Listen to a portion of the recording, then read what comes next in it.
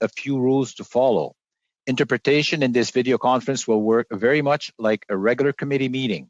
You have the choice at the bottom of your screen of either floor, English, or French. When you do intervene, please make sure that your language channel is set to the language that you intend to speak, not the floor.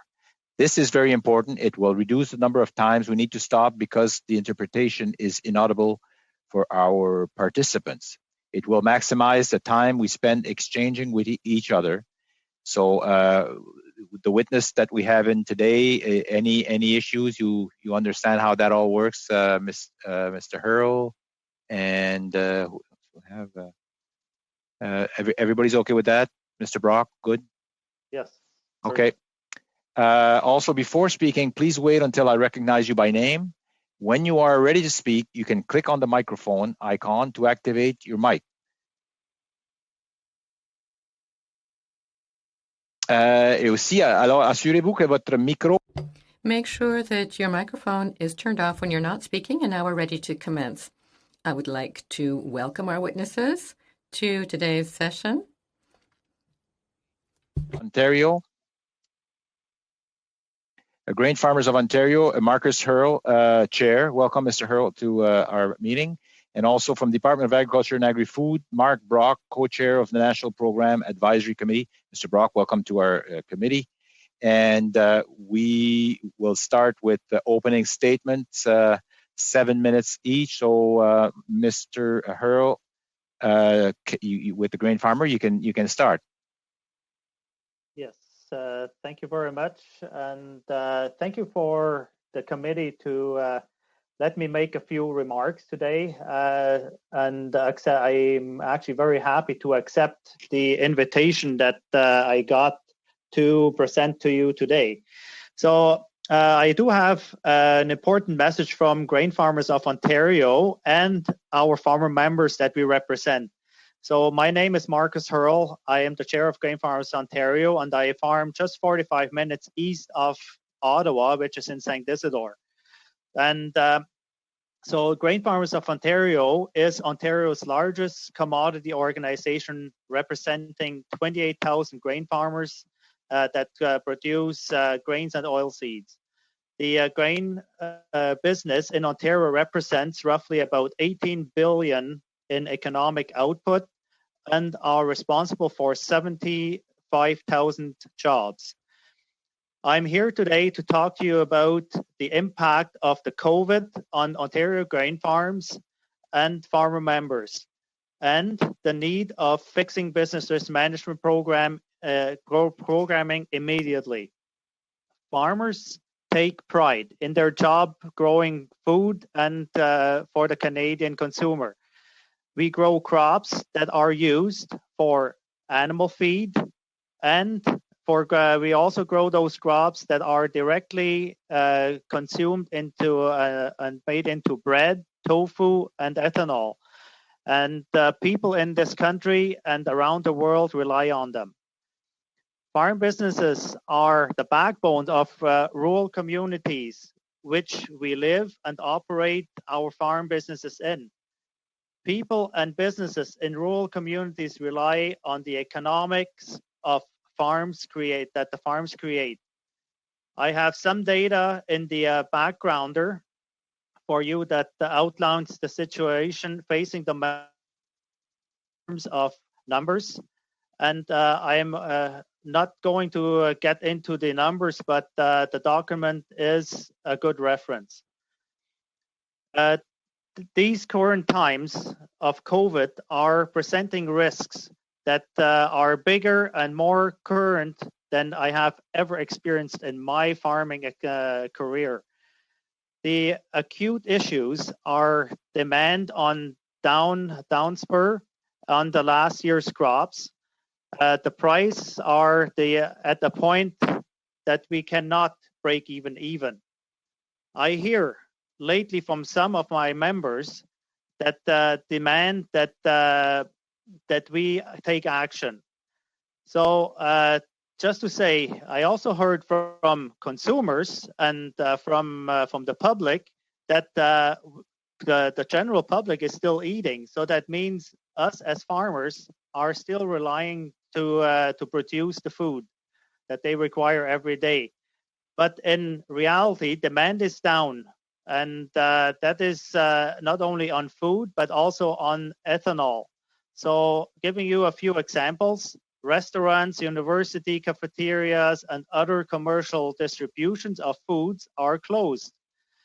This has meant that beef, chicken, pork, and products that rely on grains were grown had to be reduced their production capacity. So is ethanol production in the US actually came to a halt. And this is the response of people not driving their cars. And here in Ontario, we actually have our ethanol industry that's producing only at 50% capacity. So we cannot seem to get the government to listen to those concerns and take action. So what's happening, the US government is providing support for their farmers. So as we speak, President Trump established a COVID virus aid, relief, and economic security program right away that farmers face because of the drop of price. And they're getting compensated for it. We cannot compete as a competitor on the world stage. And everyone expects that there will be another payment before the fall election in the US. Grain farmers cannot compete with farmers who are able to survive these low prices with support from their government. The US farmer is our direct competitor.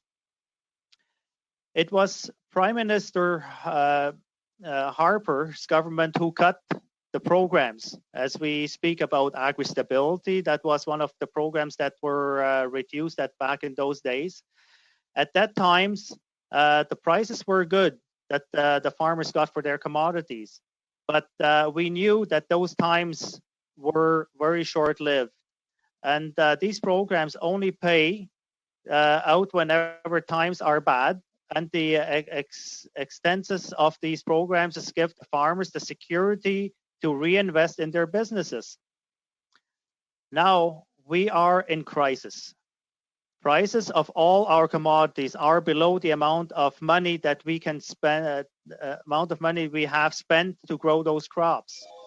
This is particularly bad for corn.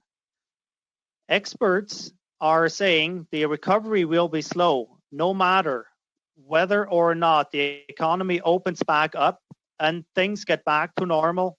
It takes time for commodity markets to rebound. History tells us that price drops fast and only return slowly. The government platform promised to address the agri-stability in the election. The platform specifically named this program the agri-stability, and yet we have seen no action from this going forward.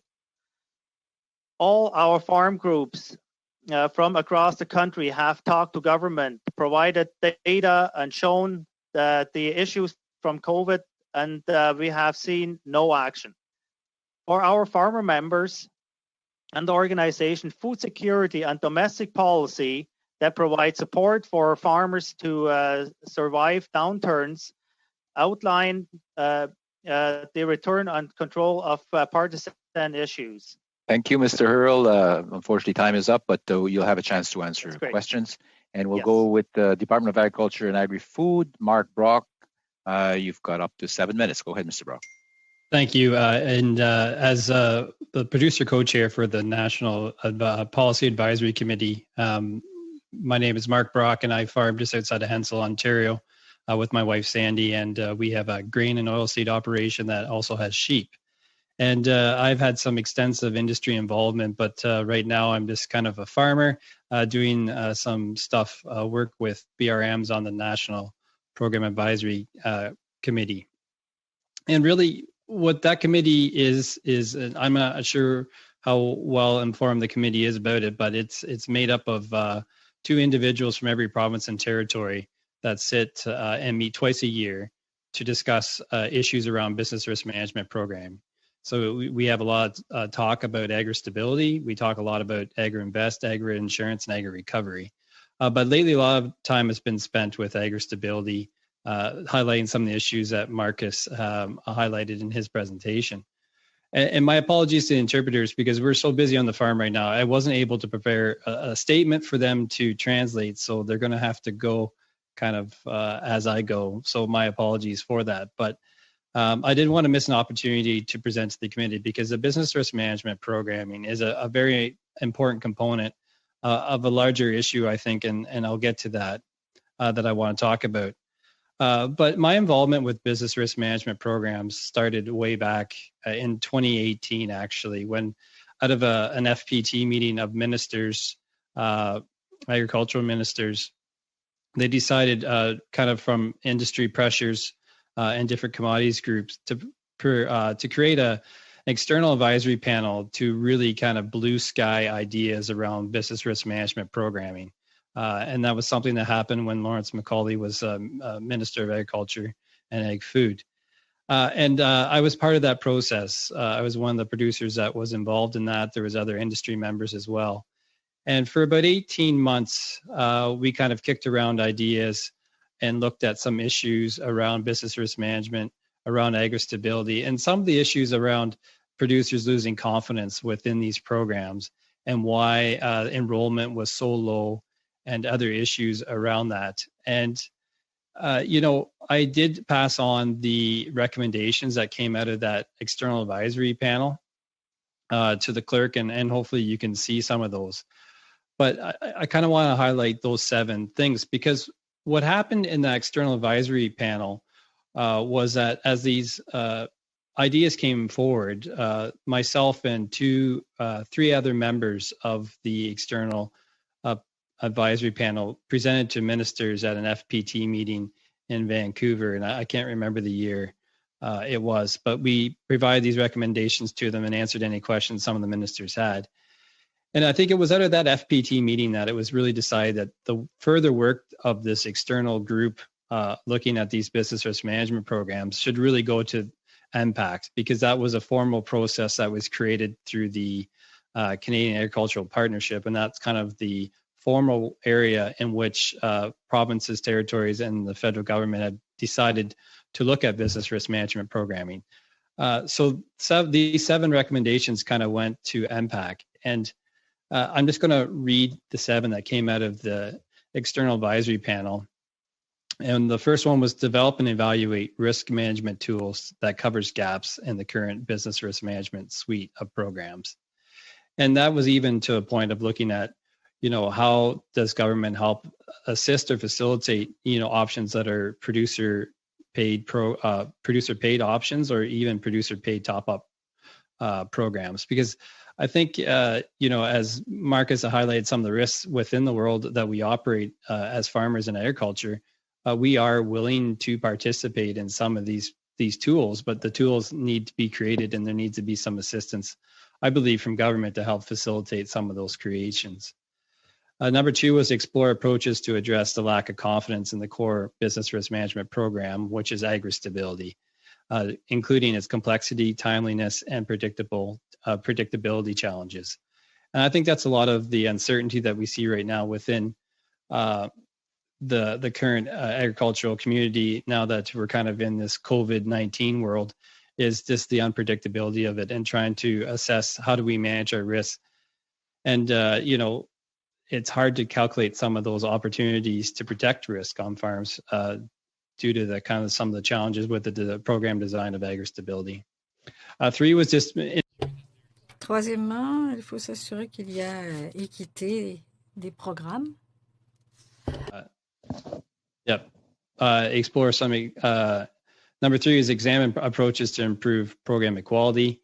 4 was that Agri-Invest should be maintained until there could be some maybe better options available in the future. 5 was modernizing premium setting for agri-insurance. It was saying we should look at agri-insurance, and if there's opportunities to do a better job pricing it, then we should look at that. There was a role in terms of trying to educate producers more around managing risk, and that number 7 was that this work should continue. And I think that maybe leads into my involvement with NPAC. And I think, the NPAC is a really great group of producers, as I said, too, from every province and territory that are really challenged and looking at some of these challenges that we have. And we meet twice a year.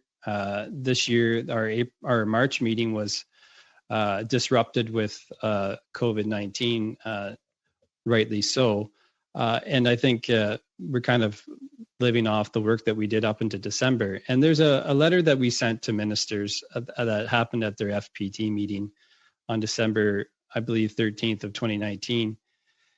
And it was a letter that I sent on behalf of the producer members of the National Policy Advisory Committee. And really, it just explained how, tough the current situation was for farmers. And, really the impacts that we're seeing around all industries, whether it's grain and oilseeds, livestock. We were, at that time, we're seeing African swine fever as an issue, and just closing to markets and some of the challenges with China and market access, and how it was really impacting farmers' mental health. But, I think all the members around that committee agreed that, the suite wasn't really meeting the needs of farmers, and it's not really responding to some of the challenges we're seeing. And I think those challenges are even more highlighted now with COVID-19. Thank you, Mr. Brock. We'll stop it here, and we'll start our question round. And we'll start with Ms. Leanne Rood for 6 minutes. Go ahead, Ms. Rood. Thank you, Mr. Chair. Mr. Brock, just going along the same lines that you were just talking about, what are some of the suggestions that you've heard from farmers that they're asking for with regard to improving the suite of BRM programs? What is the biggest ask as far as perhaps with agri-stability, for instance? Well, agri-stability, I think the letter that we sent to ministers was removing the reference margin limit. I think that was one thing that was brought forward. We understand the reason why it was brought in the first place. There's no reason to protect profitability, but now that we're in a different world, I'm not sure that reference margin limits really should be in there. And a lot of the producers right now are asking to see that level brought back up to 85%. And really, that's because there's a lack of a better option out there. I think long term, every producer would like to see a better program, and that there needs to be a strategy long term to look at how that program's develop and design. And I think that really fundamentally is backed by what is government's vision of a national food policy or a national agricultural policy, and how do business risk management programs play a role in that. Thank you. And just wondering what you've heard as far as feedback from farmers with regard to Agri-Invest, because we know that there were some changes that were made to that in recent years, and how many farmers, are actually participating in this program, and are they finding it useful? I can speak to my own experience. I use Agri-Invest as a tool on our farm. I think there's been some concerns around the account balances out there that we've seen. But on our farm, we are using that as working capital within the farm. So as soon as we get our matching deposit, we are doing a withdrawal. My account balance right now in Agri-Invest is like $2, I think. And it's a kind of a tool that just helps us manage working capital, because that's the biggest struggle right now that I talk to farmers with, is working capital. So it's a great tool for the amount. It's not it's a great tool. It's not a big amount. Especially with large farm operations, the cap has impacted them on that. But, understanding the need, I guess, to take some of those funds from Agri-Invest to fund some of the changes that were brought forward in agri-stability, understanding why there's a change there. But, it's a program that works right now, and it could be maybe used more effectively if there were some more viable options out there. Thank you. I'm going to switch gears and go over to Mr. Hurl. Mr. Hurl, I've heard from some farmers in my own riding of Lambton, Kent, Middlesex. I have a lot of grain farmers in my area, and a lot of farmers are planting corn, and we do grow a lot of corn in my area, especially for the ethanol plants that are around. And you alluded with food security being an issue and just the demand being down for feed corn. I know that the feed is impacted by the amount of ethanol that's produced. Just wondering what you've heard from farmers as of late with regard to their planting. Have they cut back their production of corn? Have they invested more in soy? Because that's what I was hearing on the ground. Where are we at right now as far as production levels? And Mr. Hurl, before you go, I was asked to please bring your mic closer to your mouth. So, okay, yes. Go ahead, Mr. Hurl. All right. Okay, thank you for that. Yeah, so actually, there have been quite a few acres being shifted away from corn this spring, especially in Southern Ontario and Eastern Ontario, where we're close to ethanol plants, where those are our main avenues of getting the crop to market. So what that's actually doing is there's going to be, let's say, a recovery stage into the ethanol production that's going to be demanding corn at a certain time. And the fear behind that is that there's going to be large amounts of import corn coming in from the U.S. that, first of all, the Canadian producer hasn't produced, because every acre... Monsieur le Président. Oui. Mr. Chair, I'm sorry. The interpreters are asking you to please just move the microphone slightly further away from the mouth. Avoid the plosives. Okay, sounds good. Yeah, a little bit more space there. Yes, okay, yes. So the import corns are actually going to be a real problem for us, because first of all, every acre of corn that the farmer was anticipating to plant and has planted is at the moment going to be losing money. And that's why we sent you that backgrounder that's showing $170 an acre of loss. And can I ask a question about that loss, Mr. Hurl? Yes. Would some of that have to do, because I've heard a lot from my farmers that with the impact of the carbon tax and the increase in the drying costs for them, does that have something to do with that as well? Indirectly, yes, it does, because it is a cost that's being downloaded to ourselves as farmers. There's no way that we can offset that in any way into the marketplace. But that $170 is because, first of all, the markets are not there. That's going to pay you the cost of producing it.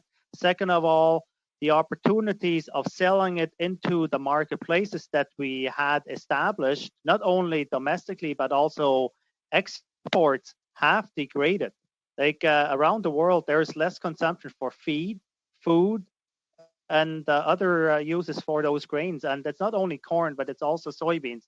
And Mr. Brock alluded to it, like we have lost significant market share into the Chinese market for our soybeans. And that's created by some geopolitical environments that were created by the Canadian government. And those are the heartfelt issues that farmers have to cope with. And we don't have any way out to even get anything else. Like there's still bins of beans out there that farmers don't even know how to sell, because they're losing money on it. And every time they send a truck away, they know that they're not recovering their costs. So it is a big problem, and it creates a cash flow issue. And it's now the second year in a row that farmers are facing that in a high level. So that's why there's that ask of programs that cover the issue of today, not only around COVID, but bigger than that. Thank you, Mr. Earl, and thank you, Mr. Rood. And we'll move on to Mr. Ellis for 6 minutes. Go ahead, Mr. Ellis.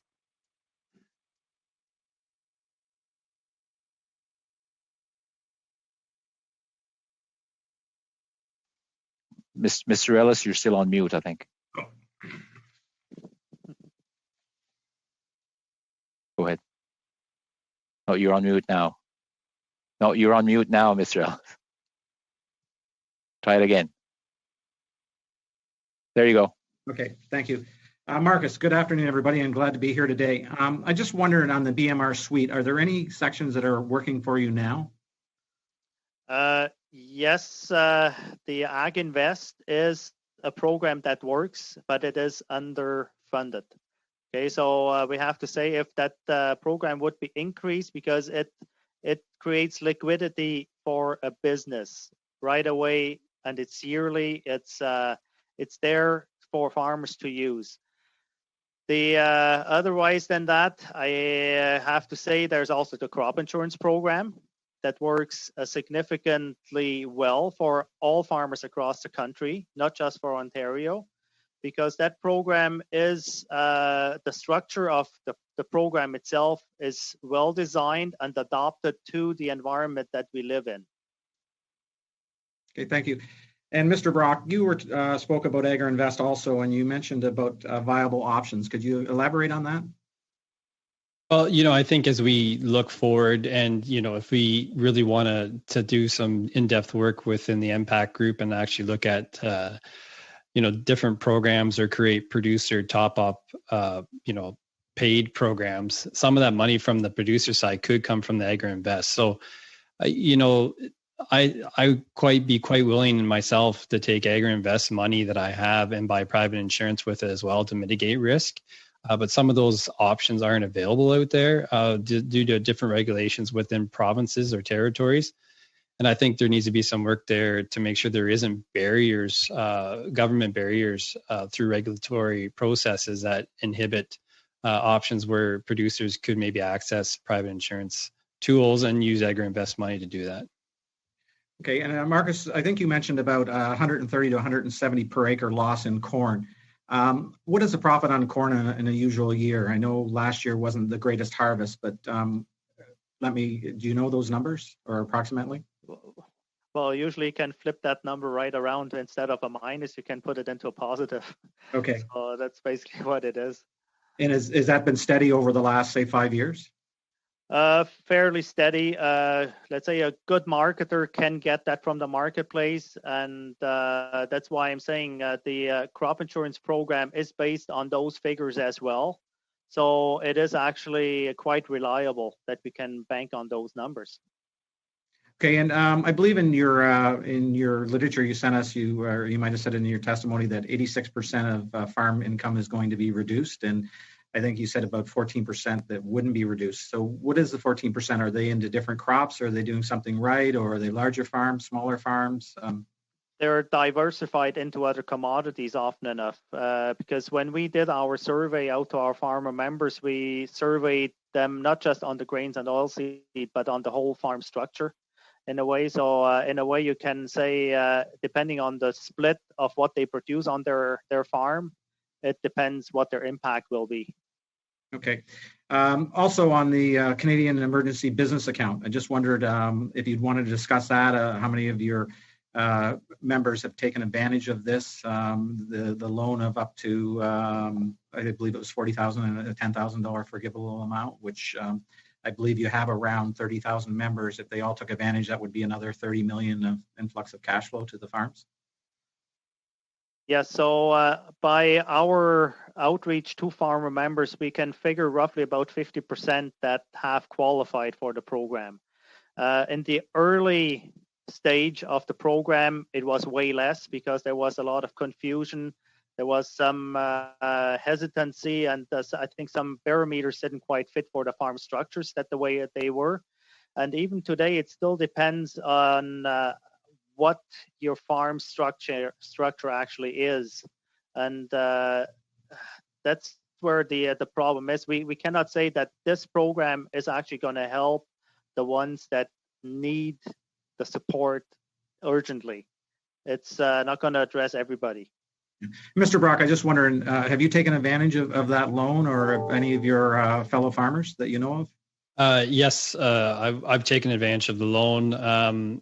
And other friends of mine that farm as well have taken advantage of it if they could fall within the parameters, and with the changes that were introduced, more have been able to do that. I think the concern that some of us do have, though, is that it's other than the $10,000 that's forgivable, it helps with working capital, but is incurring debt. And we do have to be cognizant of the debt levels that we do take on as producers, and kind of this long issue of maybe a slow rebound in prices. So we just have to be aware of our ability to service debt and just be aware of our debt. So it's a good tool, but we just have to be educated in how we use it. We talked about ethanol capacity being down about 50%. Now, is that since COVID, the pandemic, or has that been a gradual decline over years? Would that question be for me? Yeah. Sorry, Marcus. Okay. Yes. Okay. I was looking at you on the screen, so. Yeah, that is actually since the pandemic, and that was just a week or two after the pandemic hit, and restrictions were put in place. We felt the impact on that reduction right off the bat. Year to year, how is that? Oh, I think I'm done. Thank you, Chair. Thank you, Mr. Ellis. Thank you, Mr. Hurl. And now, Monsieur Perron pour 6 minutes. Allez-y, Monsieur Perron. You have 6 minutes, Mr. Perron. Thank you, Chair. And thank you to the witnesses for being with us today. Thank you for spending some precious time with us in the current context. I would like to begin with Mr. Hurl. You mentioned earlier something about the assistance being offered to American farmers compared to what's going on in Canada, and mentioned that this makes you less competitive. Do you think that this will have an effect long term if Canada is unable to support its agriculture through this period? What would the effects be? So the direct impact to a farmer in Canada is basically we have to compete now against grain that's subsidized. And like I said to you, to the committee just before, the problem is going to be we are pulling into the world markets. So a subsidized grain that's going onto the world market doesn't need to get as much from the marketplace because the farmer already has a check in his pocket. So they're not going to be looking for the top dollar at the end. It's going to be basically flooding the market. It's going to put pressure on production that's not subsidized, and we're going to be basically sitting on that grain because the processors, like if you take the ethanol industry or even the feed companies, are going to be getting grain from outside of the country, which is going to be cheaper, and their bottom lines are going to be better at the end. It all comes down to the bottom line of the business.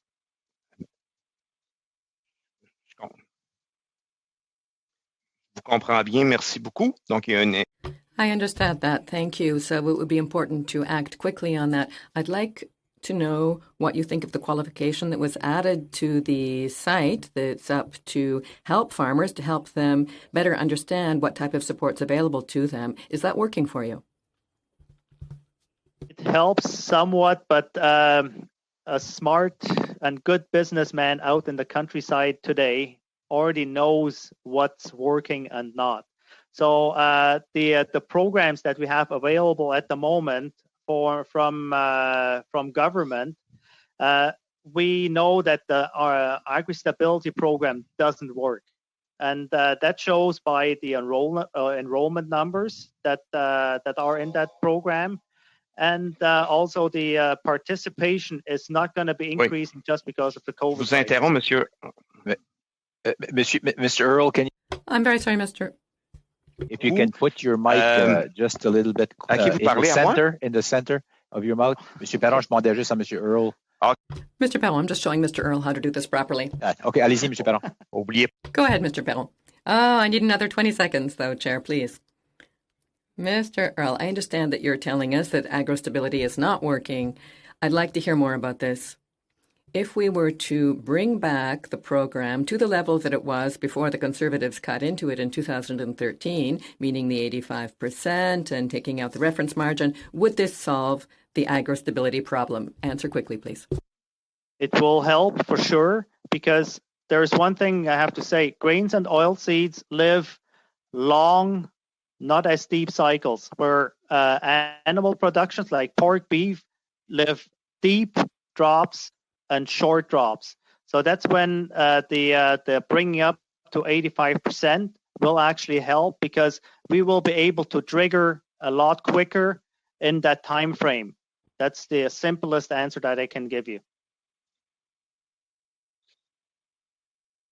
Super, merci beaucoup.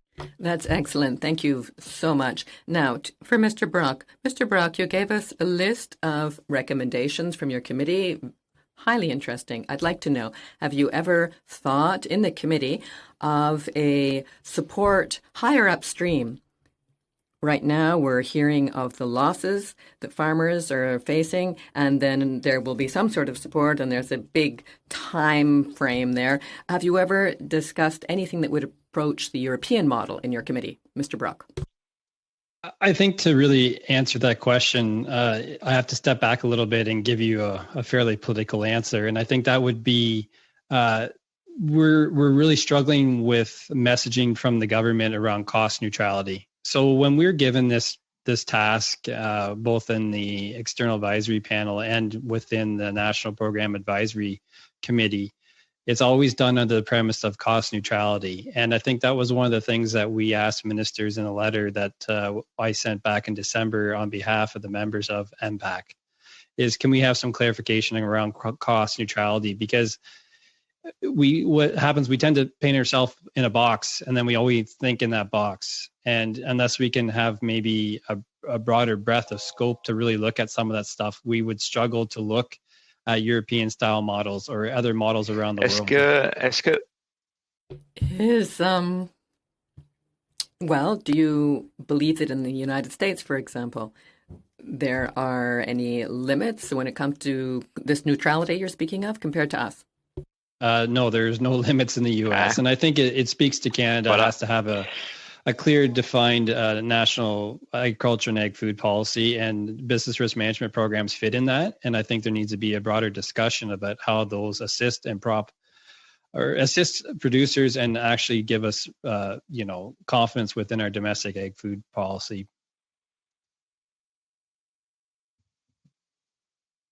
En 5 secondes. In 5 seconds, Mr. Brock, if you can, the same question that I just put to Mr. Hurl, agri-stability. Back to 85%, we take out the limit. Would this help you? It would help. As Marcus said, the margins in grain and oilseeds will live in that area that was cut. But I think the struggle you'd have is marketing a program that even is changed, because too many farmers think of agri-stability as agri-stability. And even if we change it to be a really good program, I think we'd have to change the name. Thank you, Mr. Brock. Merci, Mr. Perron. And now Mr. McGregor for 6 minutes. Go ahead, Mr. McGregor. Great. Thank you very much, Chair, and welcome to our witnesses. Thank you for participating in our study and allowing this committee to come forward with some recommendations. Mr. Hurl, maybe I'll start with you. I'd like to turn to agri-insurance. It's one of the programs I think you mentioned that generally there's a large amount of satisfaction with. I understand now that there's a move by the federal government to negotiate with the provinces to include labor shortages as an eligible risk for this program, I think in the horticulture sector. Do you have any comments on what you would like that to look like? Are you excited by that news and so on? Actually, for the grain sector, it doesn't have really a great impact to put that in as an insurable peril. Because we, the grain sector, are actually quite mechanized to handle our production that we do. It doesn't matter if you're in the Eastern Canadian production sites or in Western Canada. It's going to be a minor factor for us to consider. And are you pretty happy, from the grain point of view, just with how the different crops are covered? I know certain crops, there's a lot of uniformity when you go province to province, and then for some sectors, there's more specificity depending on what that province specializes in. Are you pretty satisfied with how the crops are selected for insurance models?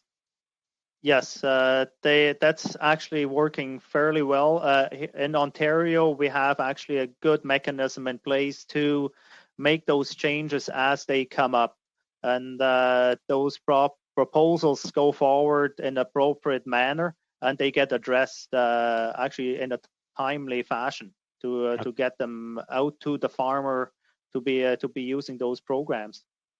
Great. Okay. Thank you for that feedback. Mr. Brock, maybe I'll turn to you right now. I think, COVID-19 has exposed a lot of fault lines within our food supply system and how our assistance programs function.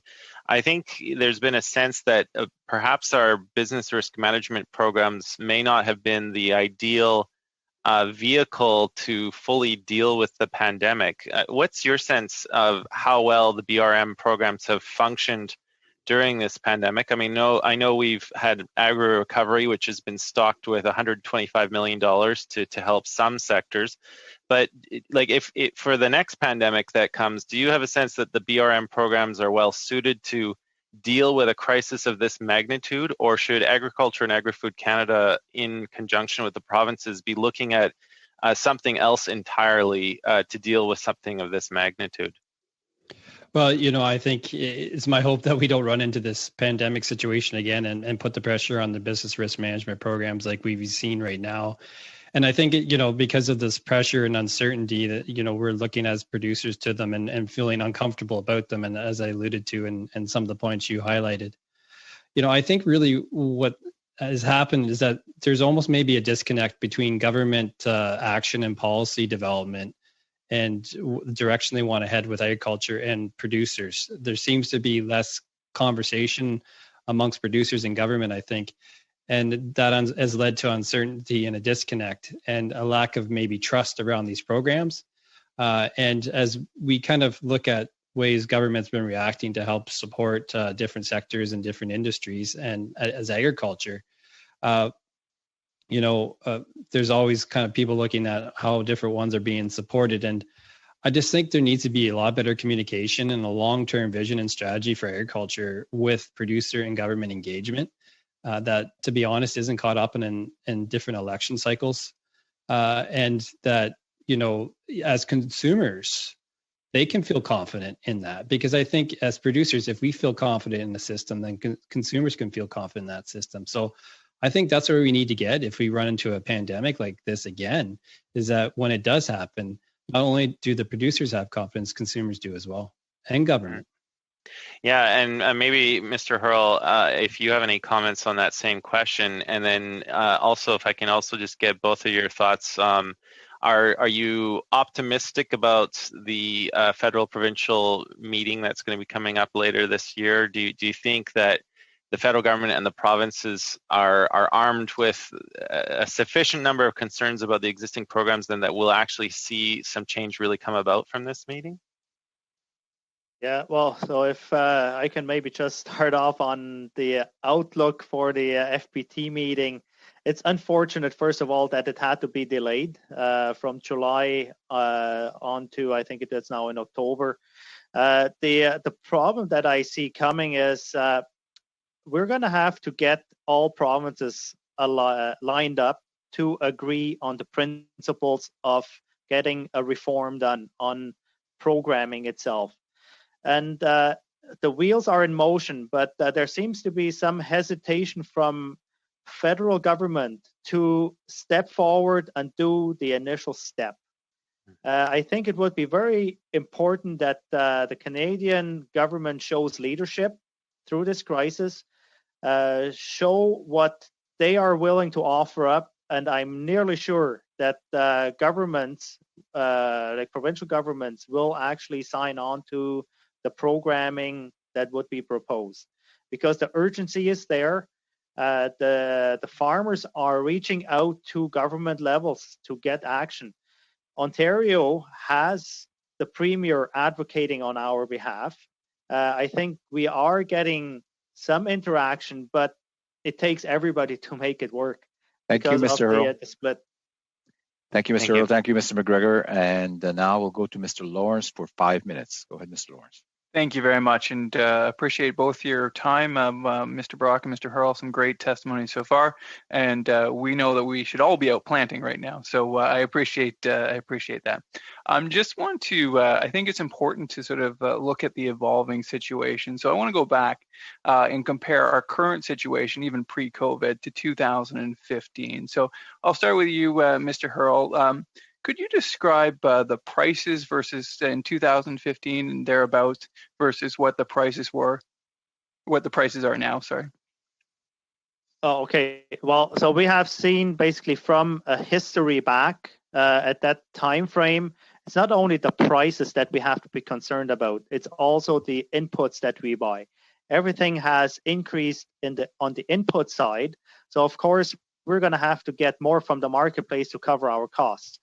But in a sense of speaking, going back in that time, yes, we have lost 15 to 20% on some commodities on their pricing, and that's direct COVID impact. Yeah. So it is actually there. Okay, perfect. And just also, and we will get to the input side, I promise you as well. But just also with respect to marketing your grain, what about the market access from 2015 to now? So that has, in certain markets, has improved, in other markets has degraded. And that has to do a lot with some of the new trade deals that the government has signed in the past few years, help us out for market access. But in today's world, things can change overnight. It just takes one president to put out a wrong tweet and the whole world is upside down. And that's exactly what happened to our soybean issue back 2 years ago. We had great opportunities into the European Union. We were a player into China, but not as big. Well, when the disputes happened with China and the US, they took the European markets away. We went into China, then the Canadian government stepped up and created an issue internally with the Huawei executive. Well, there we go. Now we have an issue. All right. And then, so now getting to inputs. So you're saying that costs have increased, and my colleague, Ms. Root, I believe, asked you a question specifically with respect to the carbon tax. But the cost, including obviously the cost of the carbon tax, has increased the cost of inputs. Yes. So we're not just getting the carbon tax downloaded to us on the corn drying side or commodity drying side. It's also on transport, on inputs that we buy. We have to absorb that within. And it's very, like, we're basically saying it's $14 an acre of cost that's downloaded to the farmer at the moment in Ontario of carbon tax costs. And this has just increased a month ago. And we're going to see sorry, just on that, what's the average acreage of your farmers? Of your members, do you happen to know? It's roughly about 700-800 acres in Ontario. But if you take for me as an example, okay, I farm a bit more than 2,000 acres.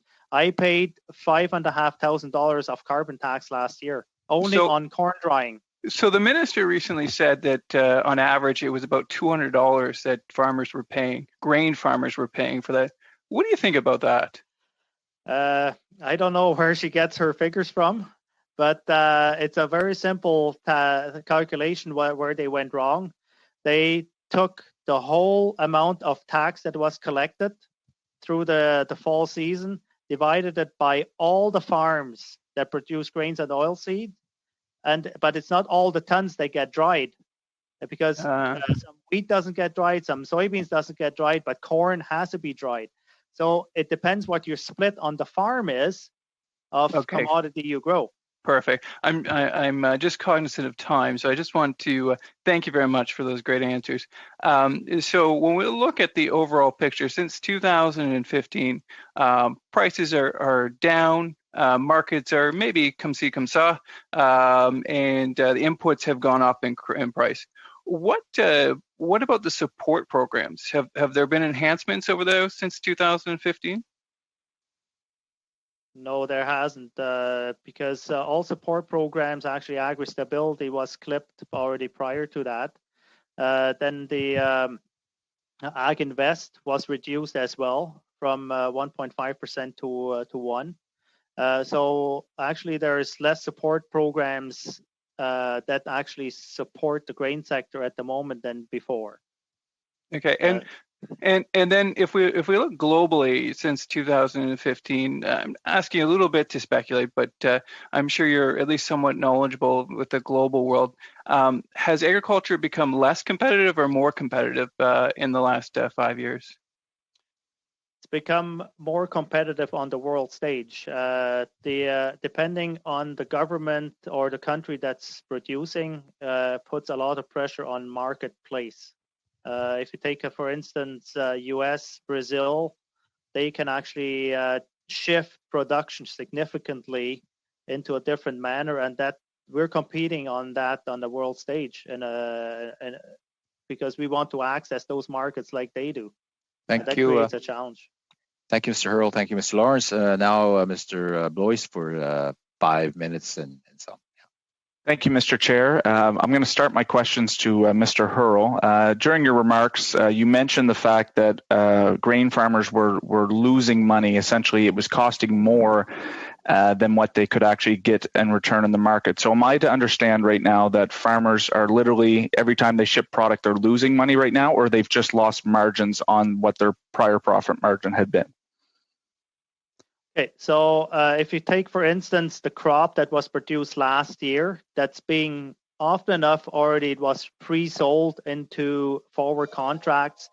It's somewhat not as bad as what they are planting at the moment. At the moment, what's being put in the ground is the crop that's actually going to be the big question mark.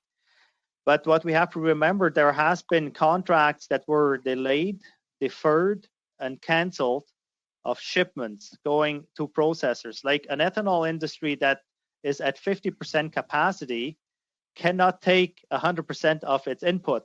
No, I appreciate that, Mr. Hurl, but what I'm hearing is it's not actually that necessarily all farmers are necessarily losing money, but there's disruption in the market. I take your point on that. I want to move to some of the commercials that I've seen from the grain farmers of Ontario. You mentioned the president who can change the world with one tweet. You use that as part of some marketing campaign in terms of the shelves being bare and some of the concerns that you wanted to raise as an industry.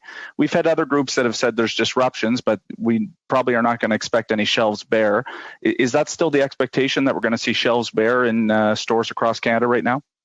Well, depending where this pandemic is going to lead us, if we would hit a second wave, that would be a great disaster for the grain and oilseed sector, because there is no way that this sector can recoup in a short time frame out of the first initial stage of the pandemic.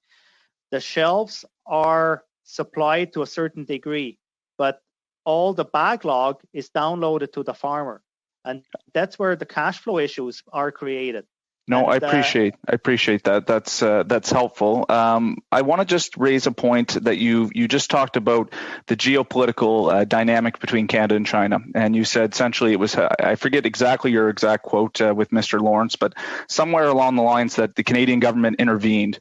Actually, no, the Canadian government didn't intervene. It was upholding the rule of law and staying, away from it. Is it the position of the grain farmers of Ontario that the Canadian government should have handled that situation differently? Okay, the stand on the grain farmers of Ontario, I have to say, is we were the ones that got hurt behind the situation. I cannot say that the government should have handled it different, but we should have been compensated for that loss that we had, because this was a direct impact to us. So I'm not going to say what they should have done, but there should have been action coming back from government to make sure that no industry has to suffer from a decision that was made at that point. I think it'll be interesting to see where the Conservative point comes on and in relation to their points on 5G and things like that as well, because we kind of see them talking both sides. I want to go to Mr. Brock. I really enjoyed your comments in terms of talking about the policy. We've heard a lot about the 85% reference margin. I believe it to be important. I know that is something that would help farmers, but why is it that it's 85%? You talked about protecting profits versus back in 2013, perhaps, versus the reference margin lowering now. If we move it up to 85%, are we going to just be susceptible to perhaps moving it back down in 2 or 3 years' times if the prices improve? So the issue I see right now is that because of this COVID situation, the lack of uncertainty in farmers and in farm businesses, is that we're comfortable with what we know, and what we know is 85%. I think ideally, long term, there'd be a better program, and I think that's where some energy should be focused in terms of trying to find a program that meets, a national food policy that supports farmers, government, and consumers. So, right now we know that program. We know we can make 85% work on it, but I still think there should be some effort put forward to find something that is maybe more in line with a future direction of Canada and Agri-Food. I probably have just about another minute here, but I just want to quickly talk about agri-insurance. It's been mentioned that it's a program that largely works. In your mind, is there some argument that we should be putting even more emphasis on those programs and perhaps taking a step away from the broader farm gate revenue and just going more commodity by commodity agri-insurance and really focusing on those programs? If that's directed towards me, I'll take a crack. Sure. At it. Yeah. Sorry, Mr. Brock. Sorry. Yeah. I think really we have to be aware that all sectors have different needs and different ways that risk can be managed. Livestock's different than agriculture is different than hort. So I think some of the focus, that we need to do at Impact when we're talking about changes to programs or design of new programs is to make sure that there's equality among the programs. That there's tools for all Canadian producers to use within that suite. And I think the toolbox is a little skinny on tools. And I think that it would benefit from having a bit more added to it. And that there's options for producers to look at ways to manage their risk. Okay. Appreciate it. Mr. Chair, do I have any more time? Okay. I think that's pretty much it. So thank you, Mr. Blois, and thank you, Mr. Brock and Mr. Hurl for, the interesting conversation for sure and your input. That's all the time we have, unfortunately. So we will suspend for 5 minutes and be back in 5. Thank you very much. Thank you.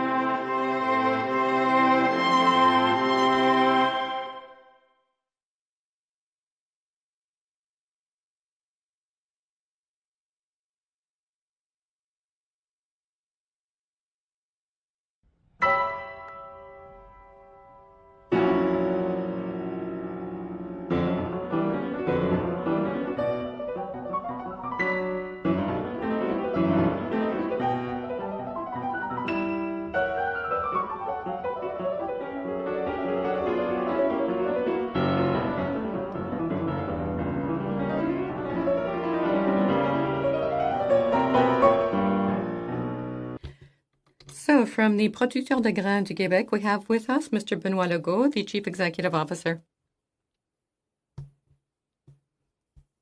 Saskatchewan, Mr. Todd Lewis, President. Welcome, Mr. Lewis. And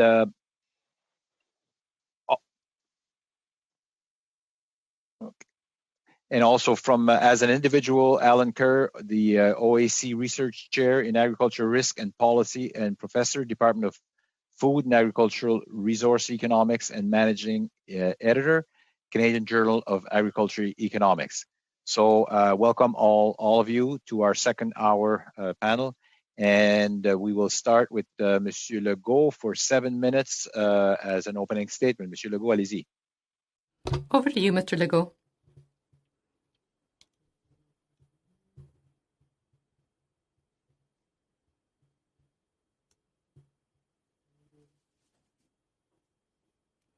Mr. Legault, I think you're on mute.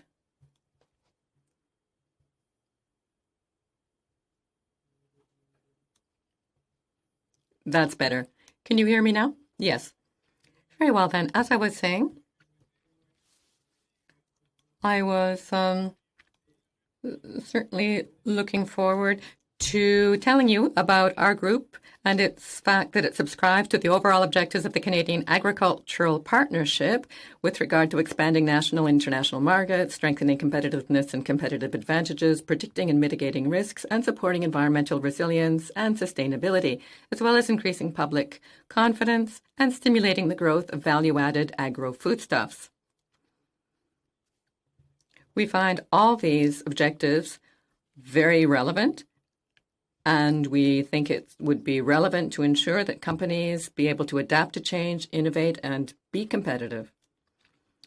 For that to occur, farm businesses need a horizon of stability on which to build, so they must have access to effective and reliable BRM programs. Risks are numerous in our grain production area: trade disputes, geopolitical conflicts and protectionism, support policies for agricultural producers in third countries, Europe and the United States. They get a lot of money, and they are our competitors. Also, market volatility, which is growing, weather hazards, climate excess, extreme events, global warming, and not to forget local social requirements as well. So these are a number of risks to which we must add COVID-19, not the sort of thing that anyone foresaw. No one would have thought that such a crisis would move in on us and have such an effect on agriculture and agri-foods here and around the world. So risk management tools are becoming indispensable. That is clear. We want to insist that risk management tools also represent a strategic investment for governments, including the Canadian government. We hit a kind of a wall in 2013 when our tools were considerably amended and cut. This was during a period of sharply rising grain prices, so had a relatively modest effect on us. But now we see clearly that BRM programs no longer address the needs of Canadian farmers and put our sector in a disadvantageous position. The support we receive now is less than that received by our main competitors. There are major cuts. Agri-stability is not used as much, $400 million less a year on average since 2013, an average investment of $130 million a year at present. Meanwhile, in the States, more is being offered to support farmers through the Farm Bill. There are a number of new special programs, such as the Market Facilitation Program and the new COVID-19 program. I can't remember what it's called, but it brings in another $16 billion to our competitors. All this confirms our worries that we need to support our farming better. From 2007 to 2019, there was a considerable decline in support in Canada to agriculture, an 81% decline, whereas over the same period, the U.S. increased its support by 98%. COVID makes it clear that we no longer have sufficient capacity. We don't have the right tools to respond to challenges. The support isn't sufficient for us to deal with what we've been facing over the last few years. And now, with COVID-19, that's very clear. This worries us because our businesses are already at risk. According to the Centre for Production Costs in Quebec, which is an independent group, 40% of farms that work in as grain producers have trouble making ends meet. So today, grain producers are here, and I'm here to speak for them, of the need to improve programming. Given that we must start somewhere and move from there, what we're looking at first, ideally, would be to bring agri-stability back to what it was in 2019, a program that covered reference margins up to 85%. In 2009, there was a lot of thinking about the future of the program. The industry, producers, and the government sat down together, had identified future risks, had identified strong programming, agri-stability at 85%, with agro-investment at 1.5%. And a number of programs were cut down to 1%, 30% cuts. A lot of programming had been worked out, flexible, agile, And the main point was that they would be stable. In 2019, the programming aimed to stabilize income. In 2013, we lost that. What became prevalent was a wish to drop the idea of stabilizing income and rather protect for future disasters. So current programs are there to help us handle disasters, but they aren't sufficient to help us face what we're dealing with now.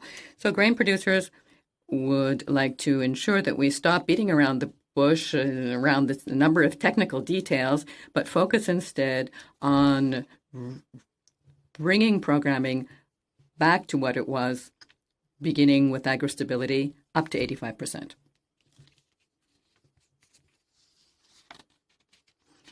Thank you very much, Mr. Legault.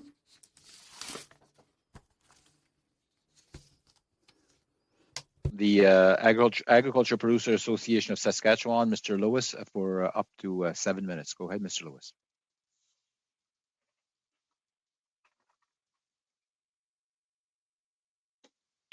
Good afternoon. I am Todd Lewis. I operate a family farm at Grace, Saskatchewan, along with my father, brother, and nephew. We grow lentils, durum wheat, and canola. I'm also president of the Agricultural Producers Association of Saskatchewan. We are Saskatchewan's general farm organization with over 16,000 members in farming and ranching, as well as 32 associate members in other agricultural organizations. We are also part of the Canadian Federation of Agriculture, and our comments today reflect a common national view on business risk management. Our members have been concerned about poor coverage levels in the business risk management programs since changes were implemented in 2013. Agri-stability coverage has been a major issue. We are requesting, along with colleagues from across Canada, an increase in coverage levels, as well as the elimination of the reference margin limit. Enrollment in agri-stability by Saskatchewan producers is well under 50%. Producers see little value in the current program. The risk of paying the costs associated to enroll are not worth the reward of being able to trigger a payment. Statistics Canada 2018 farm income data released in May of 2020 showed that Saskatchewan farm income dropped by 28%. Business risk management support payments dropped by 31%, their lowest level since 2009. A properly designed BRM program should have provided a backstop for this large of a revenue drop. Payments should have risen to support the revenue shortfall, but that is not what happened in 2018. Going forward in 2019, grain and oilseed producers were impacted by commodity price drops caused by trade disputes, drought, transportation delays, and a late wet harvest season.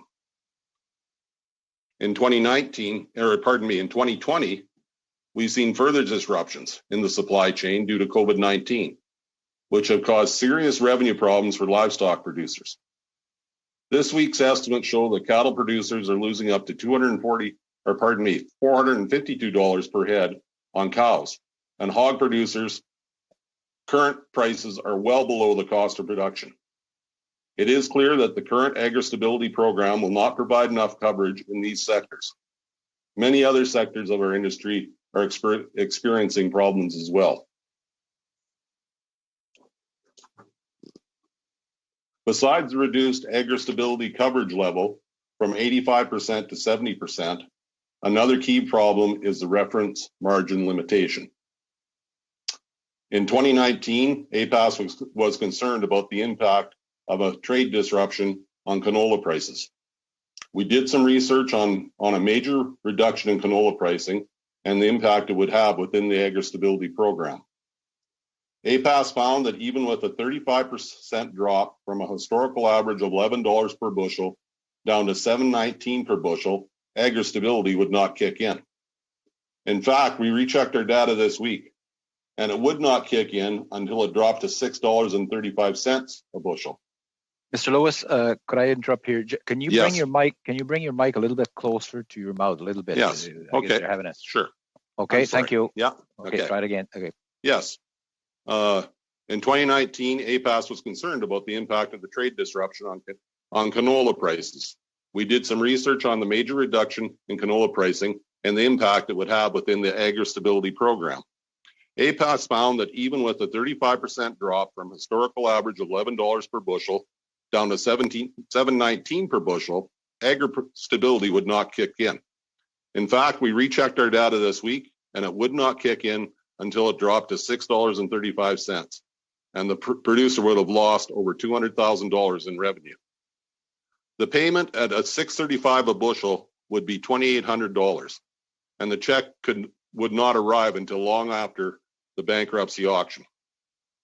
To put this in context, canola is our major cash crop, and a price drop of that magnitude, 40%, would reduce farm income by over $2 billion in Saskatchewan alone and drive many producers into bankruptcy. Thankfully, that calculation only occurred on paper. Canola prices are currently down, but not by 40%. In spite of the reduced pricing for canola today, producers are not expecting Agri-Stability payment this year. What we are seeing in 2020 are further serious real income drops and reductions, especially in the livestock sector, without a program to provide adequate coverage. Producers are facing a serious challenge in Saskatchewan and across Canada. I'm concerned about young producers who do not have enough equity built up to carry them through, and they will have to exit the industry. Hog and cattle producers do not have adequate programs to mitigate their losses. The current Agri-Stability also penalizes mixed farmers because they are managing risk by diversifying their operations. A well-designed program would not drive producers towards monoculture, i.e. all grain or all livestock. Producers who rely on family labor are also penalized under the current program. The last time the cattle industry faced a challenge of this size was the BSE crisis. We lost many producers in Saskatchewan then, and cattle production has declined. Our recommendations to increase the Agri-Stability coverage levels and the reference margin limit are straightforward and would have a significant effect on producers across the country and go a long way to restoring confidence in the current programming. I would ask this committee to seriously support actions that would help agricultural producers by sharing the financial risks that they take every year to produce our food. I would also remind members that it is not only our livelihood that is at stake, but the 1 in 8 Canadians whose employment depends on agriculture. Agriculture is a major driver in the Canadian economy. The industry is well positioned to be a major contributor to the Canadian economy as it recovers from COVID-19. With the proper changes to business risk management programming, more Saskatchewan Canadian producers will be in business to do what they have always done: supply safe, secure, and affordable food, not only to Canadians, but to our customers around the world. Thank you for the opportunity to present to you today, and I look forward to your questions. Thank you, Mr. Lewis. And now we'll go to Mr. Alan Kerr for up to 7 minutes. Go ahead, Mr. Kerr. Okay. Can you hear me? Yes. We're good? That's good. Okay. Hello. I welcome the opportunity to speak to the House Commons Standing Committee on Agriculture with respect to business risk management programs. I have a joint PhD in economics and statistics. I've been a professor at the University of Guelph since 2009. Prior to Guelph, I was professor and chair at the University of Arizona from 1996 to 2009 and worked closely with the United States Department of Agriculture's Risk Management Agency on various crop insurance issues. Today, I will highlight some of the points made in my written brief titled Canadian BRM, a study in syntax and mythical changes. That brief raised a number of questions in regards to BRM and producer efficiency, overall program funding, program equity, risk smoothing, alternative insurance schemes, and actuarial soundness. Additionally, the recommendations from the most recent National BRM Expert Panel were reviewed. Finally, other areas discussed included cross-compliance, involvement of private insurers, provincial crown corporations, subsidization, and the use of artificial intelligence in BRM. Very little has structurally changed in Canadian BRM programs over the past 3 decades. This is not an indictment of the program. A cursory look at agriculture trade numbers suggests that Canadian farmers are competitive internationally in almost all products. In 2017, Canada produced 110 billion in agriculture and agri-food products and exported 56 billion. It'd be hard to argue that Canadian BRM programs have hindered the competitive position of Canadian farmers. Moreover, it is noteworthy that the average farm household has significantly greater income than the average non-farm household and 4 times greater assets. BRM programs consist of Agri-Invest, Agri-Insurance, Agri-Stability, and Agri-Recovery. More recently, there has been a great deal of dissatisfaction with Agri-Stability as represented by significant declines in participation and also what the speakers before me just said. This dissatisfaction is, in my opinion, solely because of the pronounced and significant decline in loss coverage since growing forward.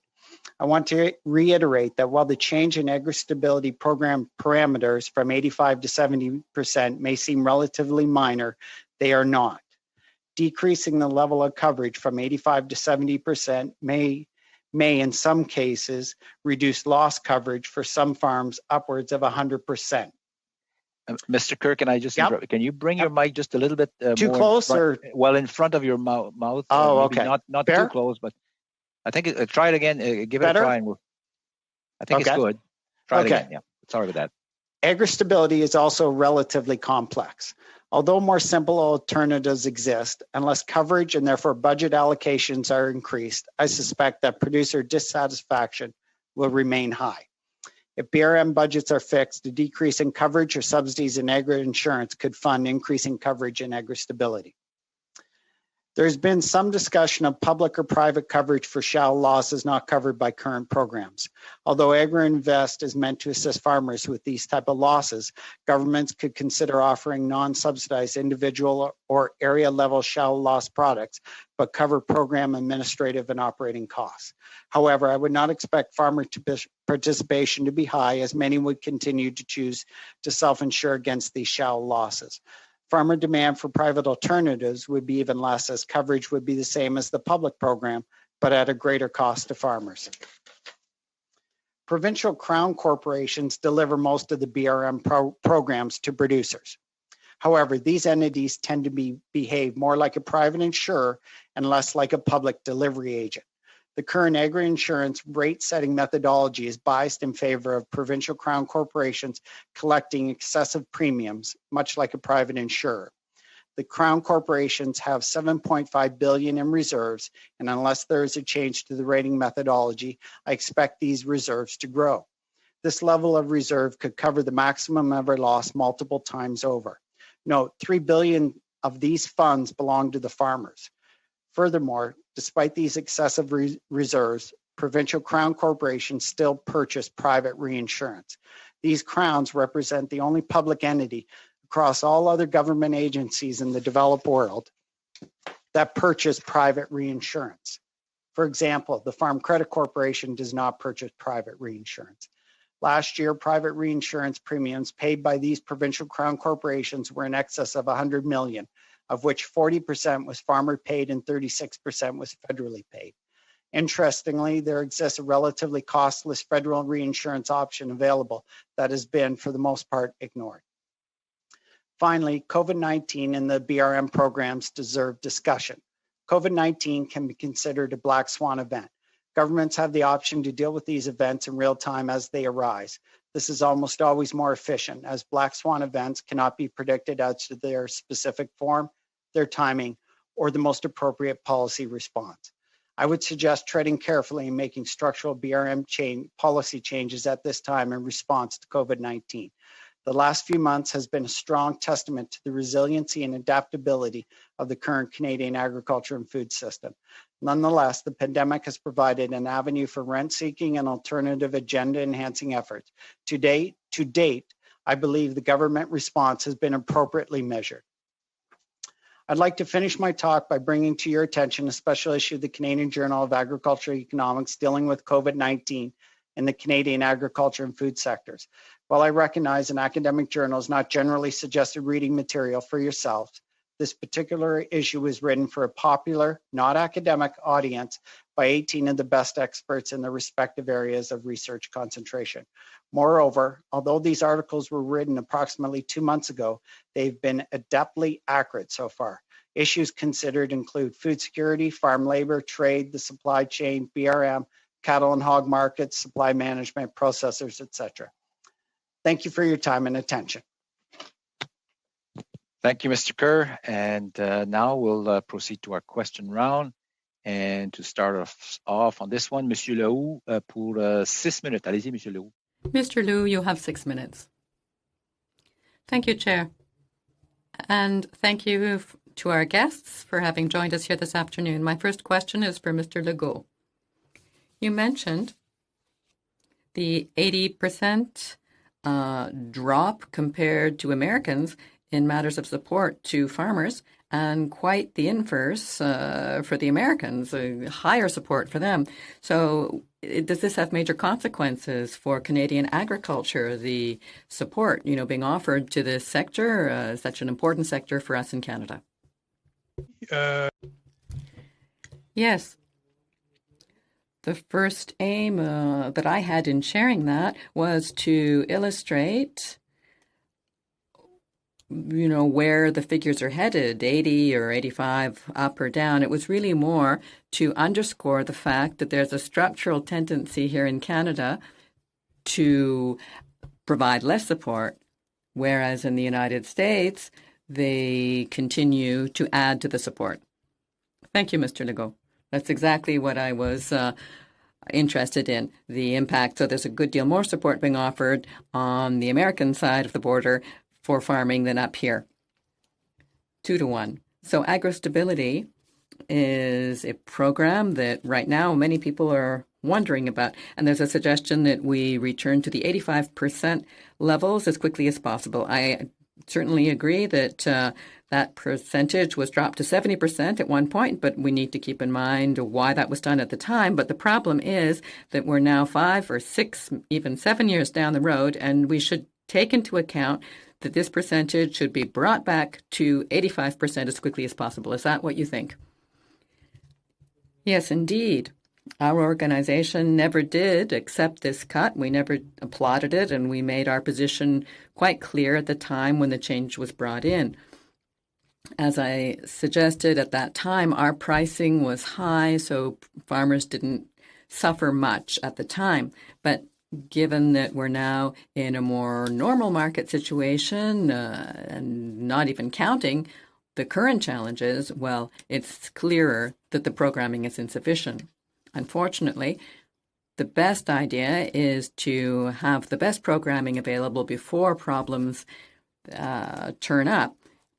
This may not be the right time to rebuild, as one person seems to have just told us, but we're not trying to rebuild. We're just trying to go back to what we had so that things will be of a better quality. Thank you, Mr. Legault. Mr. Lewis, a question linked to the reference margin. About the reference margin, we understand clearly, and we'd like you to confirm the idea of bringing it back to zero. Did I hear that correctly? Back to a zero reference margin? Limitation really does affect producers' ability to trigger a payment. And yes, so that's what we're asking for, that the reference margin limitation be changed. Et dans un même ordre d'idée. And in the same idea then? The same idea then? Thank you. That's fine. Do you think that during the pandemic, should we have allow the pandemic to qualify as a natural disaster? Should that be, classified as a natural disaster, a pandemic, the type of pandemic we're going through now this year? Or should there be STAT or some other special program to support your sector through such disasters? Well, I think that under the current business risk management programming, just if we stuck with that and did the changes that we've asked, a province like Saskatchewan, it has a huge impact on provincial revenue when you make changes to the VRM programming. But I believe the provinces have put forward a cost sharing that changes the 60-40 split to 10%, 90, I think was one thing that was put forward by the provinces, and it wasn't accepted by the federal government. A situation like a pandemic, I think it's worthwhile that the federal government should look at putting more money in. They put, 100% of programming towards, programs like SERB, for instance. And I think that at this point with the pandemic, the federal government needs to step up and provide more support under our current BRM programs to enhance them and make them more usable for producers.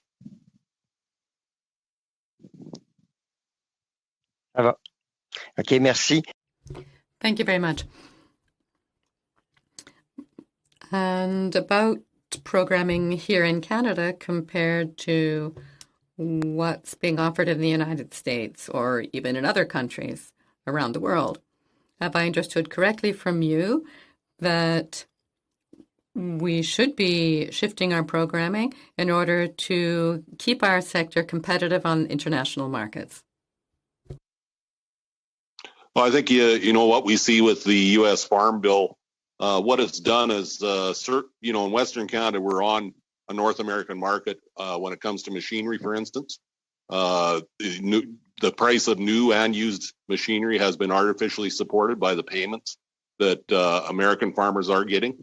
They have money in their pocket and they're spending on equipment. We haven't seen a decrease in equipment values. Typically in Western Canada, when there's a large machinery auction, a lot of that machinery goes to the United States. And, they have money in their pocket to spend on equipment. The same can be said for... Oh, go ahead. Thank you, Mr. Lewis. Merci, Monsieur Lewis. Merci, Monsieur Leroux. Thank you, Mr. Leroux.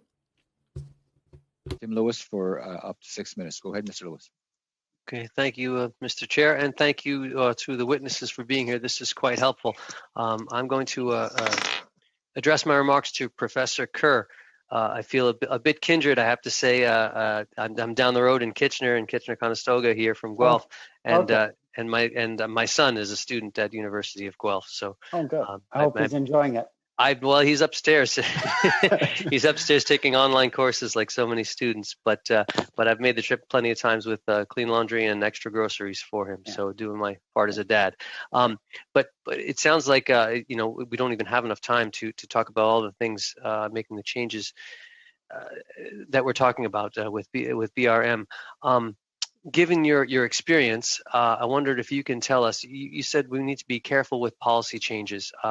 We've heard from many witnesses, including here, about the reference margin limits. But can you tell me some other changes that we can make that haven't been mentioned, let's say, in this last panel, besides the reference margins?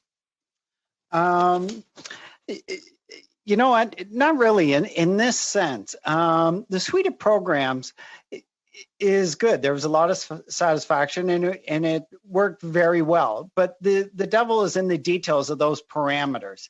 And those changes make the programs work very, very differently. So the programs themselves, I think, are fine. It's the fine tuning of the programs that make a world of difference to the farmers up and down, as you're hearing from these gentlemen here. But I don't see any sort of this brand new program out here. We bring it in and it's going to satisfy these things. That magic solution I don't see as existing at all. So bringing in private insurers, that's not a solution. In fact, I think that's been shown to have major issues in the U.S. as well. So I don't see that as a solution. So there are talk of some area programs and things like that. But again, I don't think that they're going to satisfy any of the situations we're dealing with here today, or that have been voiced, concerns that have been voiced over the last 5-8 years with respect to the suite of BRM programs. So I think structurally, as I said, the program is very good. I think details are in the parameters, and those parameters matter greatly to how it serves farmers. I appreciate you saying that. I know that some of the challenges also become, like you mentioned, equality amongst the programs, trying to make sure all the different sectors are represented. One thing you mentioned in your opening statement, Professor, is something that intrigued me. Being from the Kitchener-Conestoga and the Waterloo region, we've got the tech sector and we've got agriculture at the same time. Yeah. So you mentioned artificial intelligence in business risk management. Could you expand on that? Because that's something I think I'd like to hear more about. Sure. What I argued in my brief is that this is a bit like precision agriculture like 15 years ago. We heard all about it, but it didn't solve all the world problems. And same with AI. I brought it up that big data, machine learning, AI is going to have trivial impacts on anything to do with BRM programming and anything really to help a whole lot of risk management on the farm level. I don't think it will have much of an impact. And again, they're about probably 2 or 3 years ahead of us in the US, and they've moved down that road and actually have moved back away from that road in terms of what that could offer them in terms of better products or better pricing of the products actually, and have backed away from that. And I point that out in my written brief. Oh, perfect. Okay, thank you. I do appreciate that. I know that we can talk about climate change and how it's going to relate. Monsieur Legault mentioned market volatility, how that can affect, climate change can affect that. And Mr. Lewis also mentioned the next generation of farmers, and a lot of the younger farmers I'm talking to are concerned about climate and how they're going to, how that's going to add to the issues that they have as farming. Can you tell us about some of the innovative technologies that you've been working with in Guelph, or what you're hearing, and what we can do to help our producers and our farmers, how we can help mitigate these risks and help with upstream solutions? Yeah, in fact, there's a lot going on at Guelph, and in fact, many places with seed technology and issues along that, as well as farm management technology. I came from Arizona, where drip technology got introduced to deal with issues there, and there's a lot of things going on in that aspect to deal with the effects of climate change. Like right now in Ontario, I'm not sure if this is true in Saskatchewan, but we're becoming a lot more sensitive to drought conditions, and we weren't before. And the reason being is there's a lot more seeds per acre, and the amount of rainfall isn't changing. So all of a sudden, we're seeing a lot more drop off in yields with respect to a decrease in precipitation than we were 20 years ago even. And so they're trying to deal with that right now. So these are all going to be ongoing challenges with respect to, especially with respect to new entrants, for sure, who got 30 or 40 years ahead of them. That's fantastic. I see I have 10 seconds left. I would need about another 2 hours of your time. So I would stop there, and then I appreciate your time today. Thank you. Thank you, Mr. Lewis. Thank you, Mr. Kerr. And now we'll go to Monsieur Perron. 6 minutes. Allez-y, Monsieur Perron. Over to you, Mr. Perron. You have 6 minutes. Yes, thank you, Chair. And thank you to our 3 witnesses for your presentations.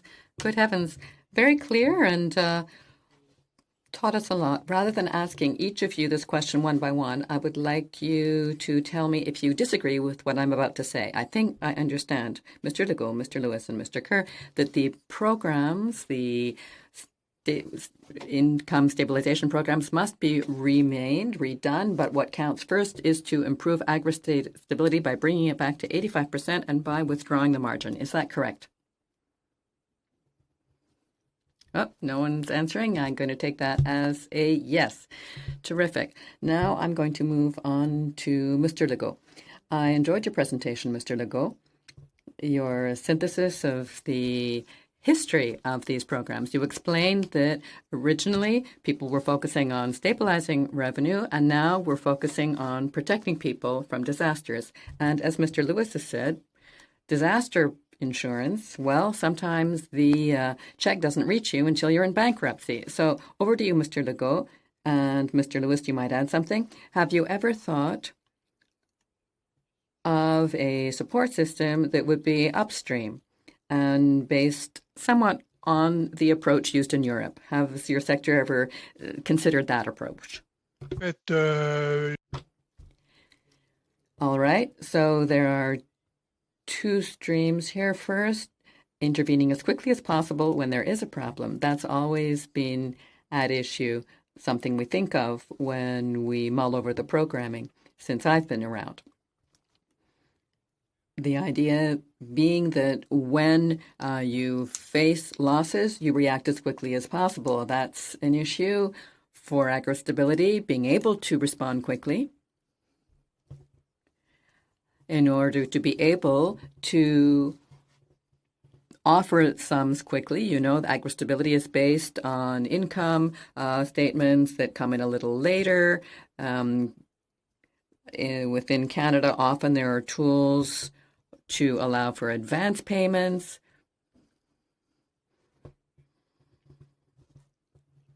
I would like to add, though, that 85%, it's all about how much of a loss a modern farm, given all the risks they face and with a view to the future of the farm and how much debt they're carrying, how much they're able to survive if they lose margin, lose income. What the programs aren't doing, they've got an approach which is kind of managing to manage a current problem in a current year, but they've never been set up for specific issues, a series of disasters, a series of bad years. Losing 20% over a specific year, that's one thing, but if you've got extreme weather events, you lose 20% 2-3 years in a row, then that's what the programming's not been developed to handle. I understand that. So there was an urgent need this year, a need for an emergency fund for a direct assistance that might work in parallel with the programming. That was requested, yes. We would never stand in the way of that type of program. We propose returning to the 85% level given the political context. That's why I was saying at the outset that we should do this step by step. From our point of view, the 85% would be an end in itself, but if a special extra fund were provided, we would certainly approve of it. What do you think of the current level of support in Canada compared to the support provided in the United States when it comes to our competitive advantage and protecting it? It's always difficult to evaluate the long-term effect of that type of programming. Will we become less competitive? Will we be less able to adopt new technology? Mr. Lewis made a good point. What will happen with young farmers? We need to find people to take over current farms. Eventually, we won't be able to just keep growing the size of farms that already exist. We will need people able to step in and take over and create new types of farms. They'll have to be ready for this. And if our country is not putting aside money to take care of agriculture, that's going to be tough. All right, you're speaking of the future. I want to say something about small businesses, small enterprises. Mr. Lewis was speaking of this. You were saying that current programming is pretty much backing producers up into monocultures because they need to focus on one crop in order to be properly compensated. So what should we do to making programming more available to small enterprises? All right, current programs, yes, small farms are going through very particular challenges. Often they have a mixed production model, and the current programs aren't really developed for that. Mr. Lewis, do you have anything to suggest? Alors, malheureusement, unfortunately, I think it's a little bit like Mr. Kerr said. The programming could be as simple as being able to split allow those farms that do have mixed operations, allow them to split their operations. Thank you, so Mr. Lewis. Put it under two programs. Thank you, Mr. Lewis. We have to move to the next question. And Mr. McGregor, up to 6 minutes. Go ahead, Mr. McGregor. Thank you very much, Chair. Thank you to our witnesses for contributing to our study on the BRM suite of programs. It's sincerely appreciated to have your expertise today. Dr. Kerr, I'd like to start with you. In your comments, you were mentioning about how provincial crown corporations are largely responsible for the delivery of the programs. And you had mentioned how they participate in reinsurance programs, and you had mentioned a federal reinsurance option that wasn't used all that much. Just so that our committee has that information and it's on the record, can you just maybe go into a bit of detail about that? Yeah, sure. So if in fact the reserve falls below zero, the federal government does have an avenue at a very, I think it might be even zero interest or whatever, where the provincial crown corporations can borrow so they're no longer go into debt or anything like that. I mean, there should be a certain level of reserves, and they need that to run the insurance program. But these reserves could handle 25 years of the worst loss ever all in a row. And that's it's well beyond where they should be, particularly for a public program with a central bank and treasury. So you never see this in any other developed country. Okay. Okay. Thank you for that. Yeah. I just wanted to move on. You know, the COVID-19 pandemic has certainly been, you know, as an understatement, quite a shock to the system. I wanted to know your point of view, Dr. Kerr. How well do you think our BRM programs have responded during this pandemic? In other words, do you think they are in fact the appropriate vehicle to deliver aid to farmers given the magnitude of this crisis? And if another pandemic hits us in 20, 30 years with the same kind of impact, would you suggest that the BRM programs continue to be the appropriate vehicle to deliver aid, or should we be looking at something else entirely? Well, if I would guess now, if we were a year from now and we look back, I think we might be surprised on how many payments were triggered under agri-stability. I mean, the lack thereof. And again, that's because of the coverage has dropped well down to dropped quite a bit down to 70%. And so I think we're going to be surprised at how we have this pandemic and the lack of triggering of agri-stability payments. I think that. Whether that should be moved up or not, I suspect this was a government budgetary decision that pegged that where it needed to be for the budgetary outlay. And if it was to raise, then it would require more budget, as simple as that. So yeah, because I mean, the Agri Recovery program was infused with $125 million, specifically, like I know, like pork and beef. It was to keep the livestock herds alive because of our loss in processing capacity. So I guess because that vehicle exists and there was cash infusion, so you're saying really that could be sufficient, but really the decision on what kind of money is put through it is essentially a budgetary decision. Well, I assume it is. Yeah. I mean, you guys hold the cards, not. Well, not me, sir, but okay. I'd like to one day. Yes. Yes. But thank you for that clarification. But I would say the government response to date has been very appropriate. So. Okay. Well, that's good to know. Yeah. Our ultimate goal is to make these programs as best they can.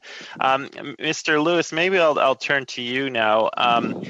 We do have the upcoming FPT meeting in October, and I guess from your perspective, from farmers in Saskatchewan, how optimistic are you that when this meeting concludes, we're going to actually have these fixes in place? Because a lot of these programs are going to require the federal and provincial governments to come together. There's that agreement formula that's in the CAP.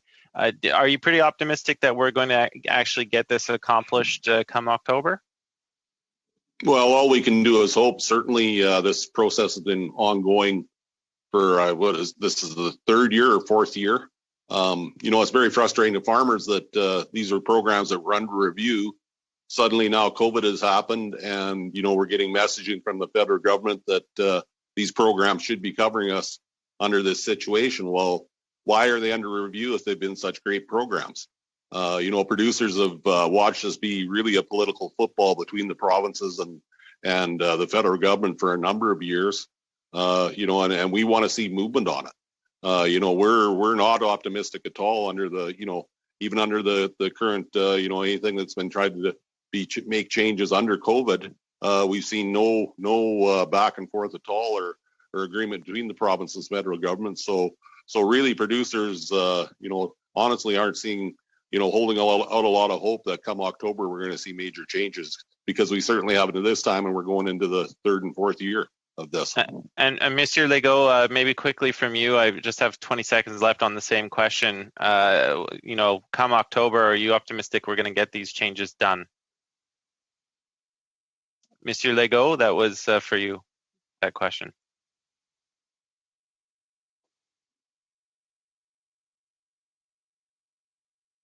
Vous me posez la question à moi personnellement, je suis une personne de nature optimiste. Well, if you're asking me the question, we have heard, I'm optimistic, but we've gotten contradictory indications about whether anyone's going to go forward with something like that. But we do all know that, well, what we're hearing is the main challenge is that the federal government would be ready to take action, but that there are some issues when it comes to funding from the province's side that's keeping it from moving forward. But I am optimistic. The idea is moving along, and if that's where we're at and we need to simply convince some provinces to take action, then I'm optimistic we can get there. Thank you, Mr. McGregor. We do have a little bit of a business to take care of. This will be the end of this panel, so I really want to thank le producteur du Québec, Monsieur Legault, also Agriculture Producer Association of Saskatchewan, Mr. Todd Lewis, thank you, and also as an individual, Mr. Alan Kerr. So thank you all. Mr. Chair. Yes, Mr. Lewis. Just wanted to ask Mr. Kerr, I missed it towards the end of his presentation, it cut out for me, but he mentioned some type of publication, and I just was wondering if he could repeat that. I'd be interested in finding it. Either that or you can forward it to us if you wish. You do have it. I sent it with my speaking notes. Okay. Okay. Okay. Okay. So thank you. Thank you so much. There were 2 files. It's there. You have it. Okay. Thank you. Thank you, Mr. Blois. So again, that will be that will put an end to our second panel. We have to take care of a little bit of business. So, but I want to thank all of you for our witness for participating today, and we shall excuse you or thank you, and then we'll move on to some of the business we have to take care of. Okay. Thank you. Just remain on, everybody. We'll just move right into our business. I mean, the MPs. So what we need to do today is to approve the subcommittee report that was sent to you earlier today, and that briefly summarized the discussions we had Wednesday evening. So you've all had a chance to look at the report. We just need your blessing on that from the main committee. Are we good with that report from the subcommittee? Or anybody has any issues? Looks like we're all good on that. And the main focus of the meeting was also to provide direction to the analysts to prepare a draft letter on BRM. We agreed to set aside an hour of this coming Wednesday. Monsieur le Président. Allez-y, Monsieur Perron. I'm very sorry, Chair. Go ahead, Mr. Perron. Yes, I'm so sorry. I was just looking for my document. You're speaking of the subcommittee report. Do you mean the calendar suggestions? No. No, there was a report that was sent out to all members. Subcommittee recommendations is what it addresses. Do you have it? Oh, I'm not sure I got it. Let me just check. Chair, it's a very short report, if I'm not mistaken. What time was it sent, Chair? Yes, it's a report with 3 recommendations. I have it before me here. It was sent with, let me just check with the clerk,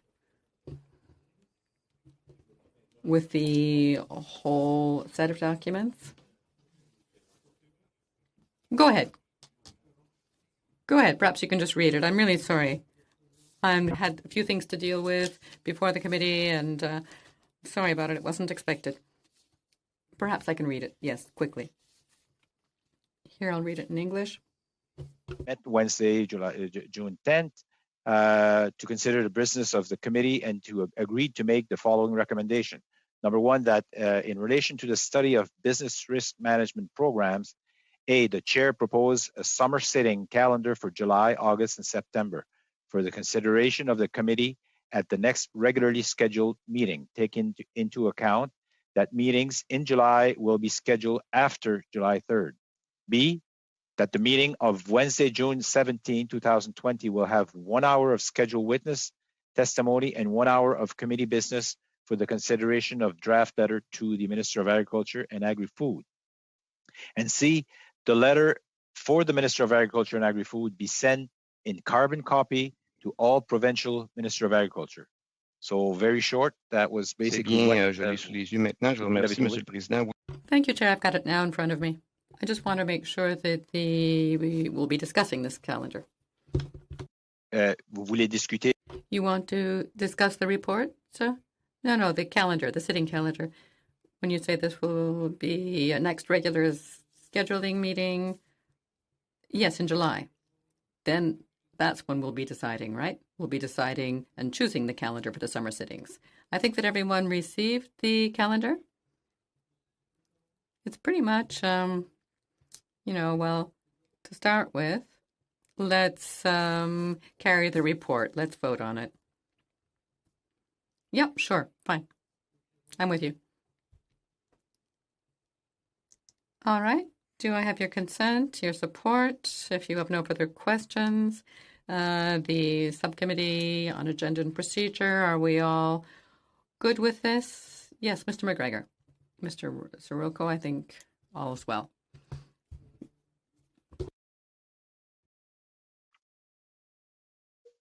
And for the calendar, we have looked at the different dates. Again, there's a lot more meeting that perhaps may not happen because we have to review the draft, a different draft. So if it takes us, 1 or 2 meetings, the last couple of meetings might not need to happen, but we put enough meeting in there so that we have a final version of the report ready to table for the opening of the Parliament on September 21st.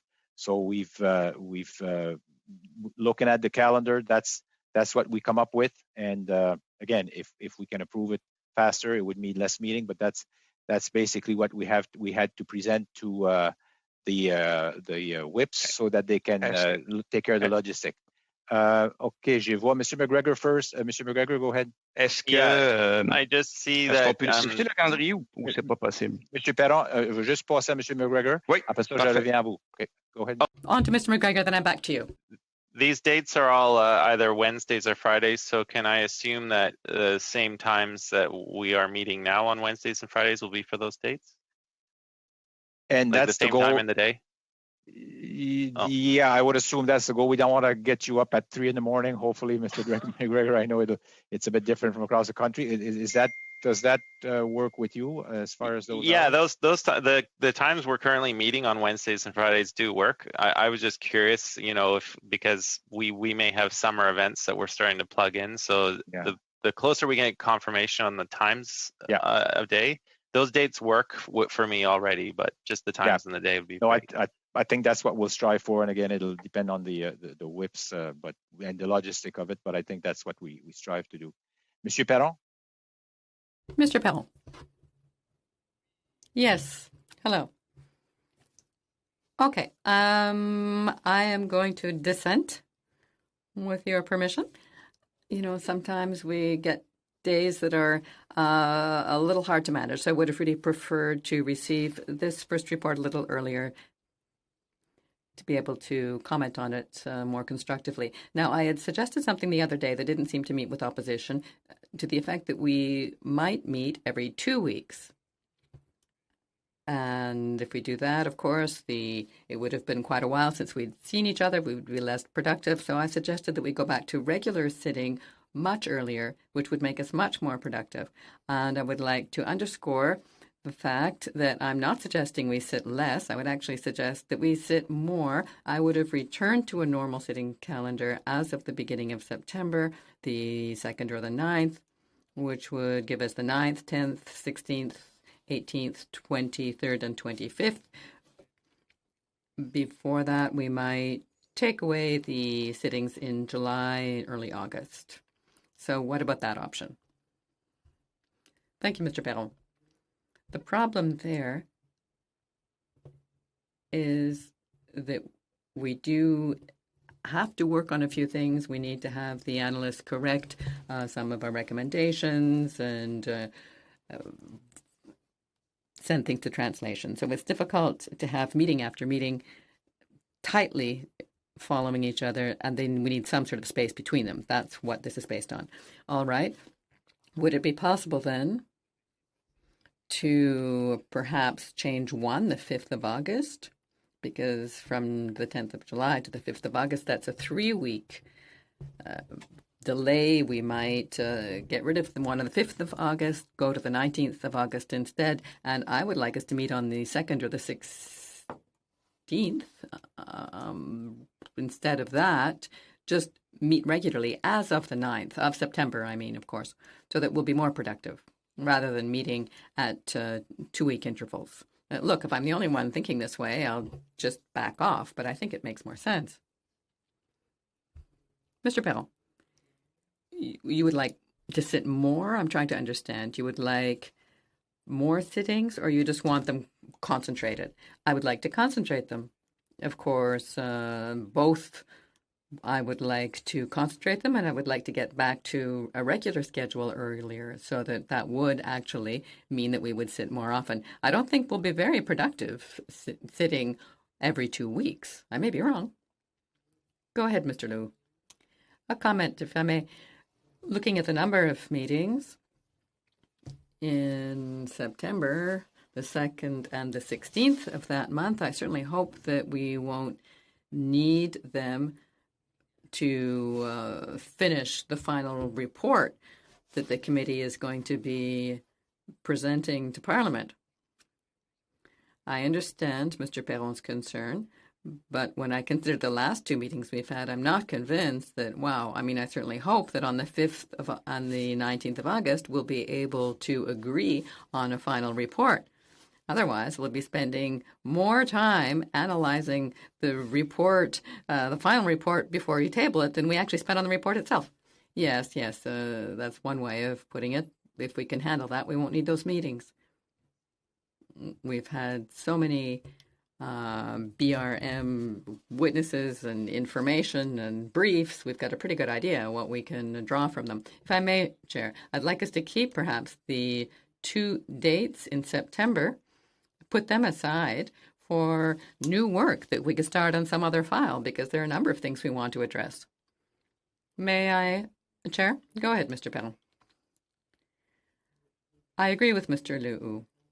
Perhaps I didn't say so clearly myself, but my aim is to ensure that we be productive and that we start addressing a number of other issues. I certainly hope we won't spend 4 sittings on a report, which would have put in more time on working out a report than on hearing witnesses. What I find most unfortunate with that, and I've said it so before, is that we have few breaks, summer breaks, for our support personnel. That's why I'm suggesting that we actually have a summer break and then get back to work more productively as of the 9th of September. I'm not sure if we need to decide about the 9th. You had something you wanted to say? What I just suggested, we're at 4 o'clock now, this go back to the subcommittee and you guys discuss it, because I think that we're going to be closer to 4:30 on this if everybody's not happy with the subcommittee come up with. I support the subcommittee and their decision. So it's very urgent that we get our spot in the lineup for the summer meetings, and I'd really like to have a decision today. Whether Mr. it's Chair, correct me if I'm wrong. Isn't it part of the subcommittee's job to come up with a consensus and come back to us? I'm just not sure why this meeting is kind of going all over with now. Yeah, so the subcommittee was approved. The meeting at the subcommittee was approved, and we just moved that. So it's do we have the all details on the members calendar? What members, all parties on the subcommittee? So subcommittee, Francis and Mr. Barlow and Monsieur Perron and Monsieur McGregor. That's the subcommittee that we had a meeting the other day.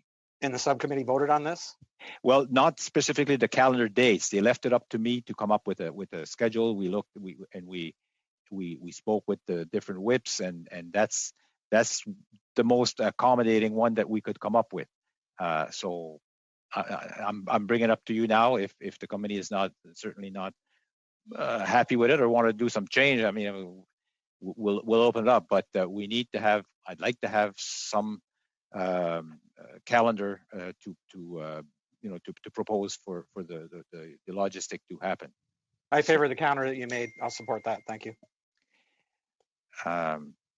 Any other comments? Ben, je vais essayer d'aller simple, Monsieur le Président. All right, I'll try to make this simple, Chair. What I suggest then is that we withdraw the sitting of the 5th of August. That's what I suggest.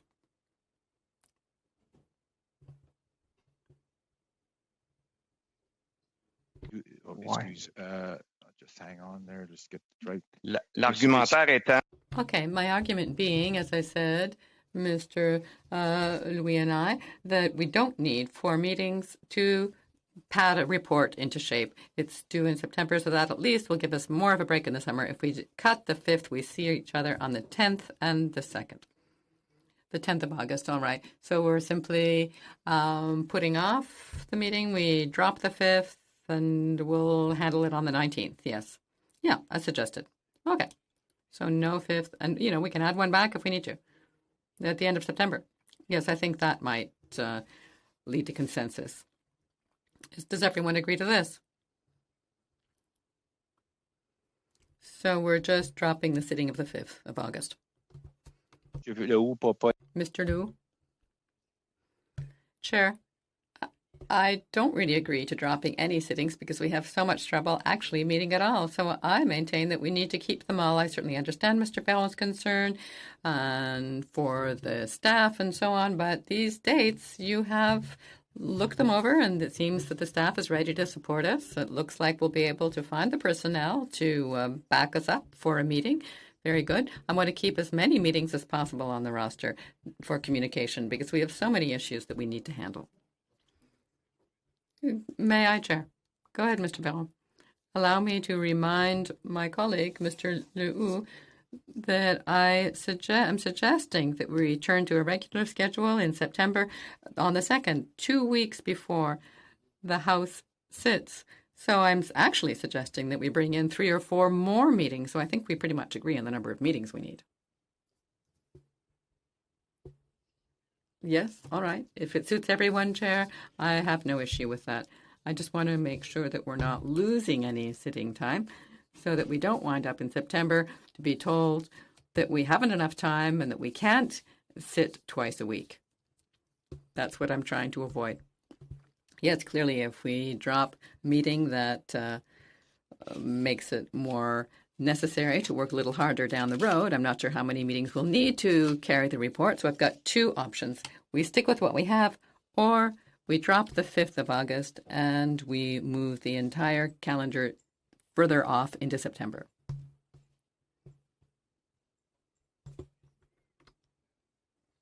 So, thank you, Mr. Chair. I'd like to suggest that we continue with the schedule we have. We know that we have a few sittings of the House in the summer, and if we can finish this report earlier, I think the department officials would probably appreciate that, to have it tabled sooner rather than later, which is why we're completing this study right now, so that the minister and officials have time to review this before their FPT meetings in the fall. So I think if we can sit now and as close to the early part of the summer to get this done, if we're completed, then we don't have to sit later, and then we can get this report in. And also, I've also understand there might be an availability to sit potentially the last week of June, and maybe if we can sit that week, we can get through this report and get it off to the analysts to finish this report. But I think it'd be important to finish this sooner rather than later, and I don't think we should delay any of the sittings. Thank you, Mr. Rood. And I think, Mr. Soroka, you have your hand raised. Yes, I do. Go ahead, Mr. Soroka. I guess my side is that once we've decided which days the meeting we're going to have, it's easy to drop them later than to try to reschedule. But keeping the August 5th one, that's the first time we actually see the completed report where we can start making decisions on it. So to me, I think that's probably one of the more important dates to keep for future than to drop that one. Thank you, Mr. Soroka. So I don't know if there's any other comments. Mr. Chair. Go ahead. I'm just being told that there's availability potentially on the 22nd of 23rd to sit.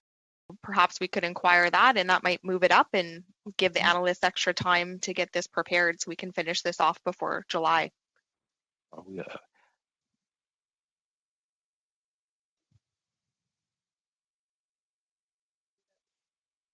Yeah, so that's another option we can put on the floor if you wish. But so I guess at this stage, there's all kinds of ways we can move forward, but we need to have a decision. We've heard different options. I can put 3 options on the floor. I'll ask with, I guess we'll start with. Peut-être pour simplifier, Monsieur le Président. Perhaps to simplify matters, Chair. Yes, Mr. Perron. Perhaps I've got something here that would allow us to reach consensus, taking into account everyone's suggestions, and we might actually move to vote on it. I believe that Ms. Rood has a very relevant comment to the effect that we should deal with and finish off the report as quickly as possible. I think that most of us will agree to that. I have no objection to that, quite the contrary. Sitting in June, if that would be helpful, as long as it's not on the 24th, as I mentioned during our last meeting. But if not the 24th, then we could do that. And then we could drop the 5th of August. The other meetings, though, if we don't keep them, it's hard to say. Will these meetings be necessary if we finish off the report? In the subcommittee discussions, and I don't want to go on and on, but we had mentioned during those discussions that we could remain available for any emergency that might pop up in the summer. I think that certainly is important. If we do need to meet, that we be available to do so throughout the summer. And we had also said, and Mr. Lehoux had both supported this idea, we wanted to avoid missing any meetings. So I like Ms. Rood's suggestion, which kind of addresses everything. We would finish by the end of June. We take out the 5th of August, and on the later in September, we just start up, but twice a week. That gives everyone what they want. Just a second. Let me just look at the calendar, and I will look right back. Okay, yeah, be right back.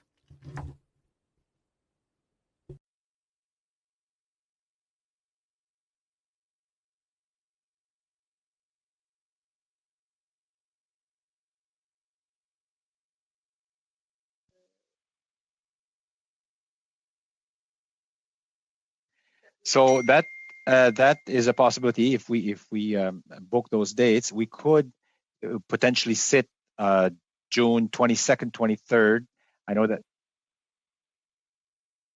I know that's cutting it close to Saint-Jean-Baptiste, but those dates we could probably book them, and then we could cancel August 5th meeting.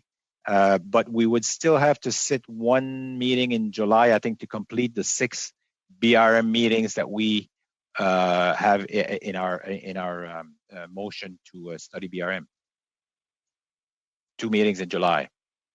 So do I see a kind of a leaning towards maybe getting this done early? So taking those 2 dates in June and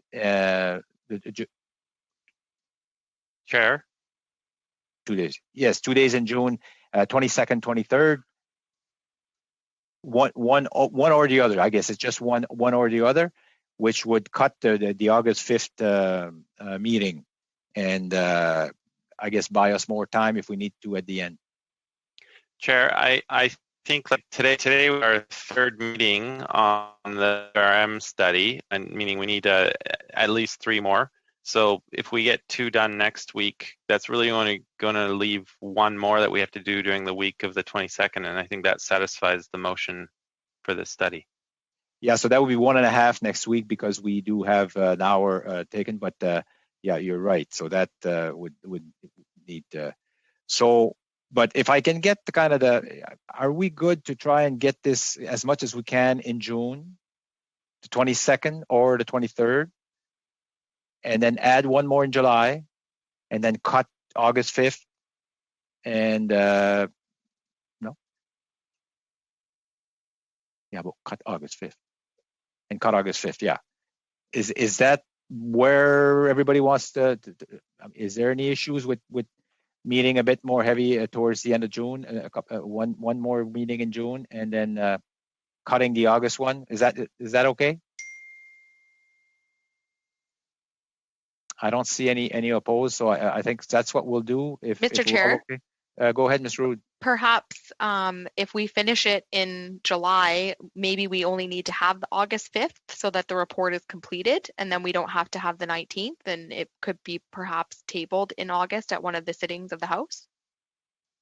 So the problem is for the analysts to be able to to add all the updates and the translation and everything. So that would, I think, and Monsieur Corentin, vous pouvez, you wanna chime in on this if that would work on your end.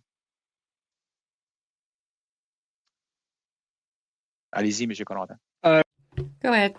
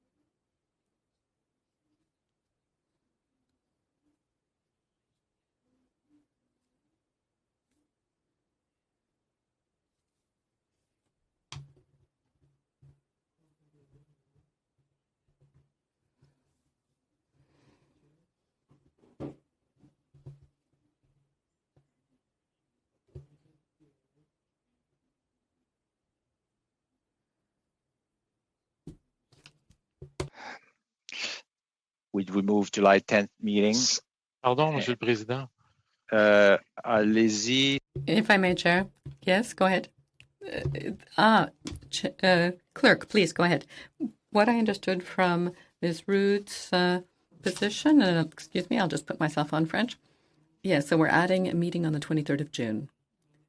The meeting for drafting instructions on BRM is moved up to July 8th, and then the committee would meet again on August the 5th to look at version 1 of the BRM report, possibly adopting the report on the 19th of August. I'm not sure if that will help, but that's what I had understood.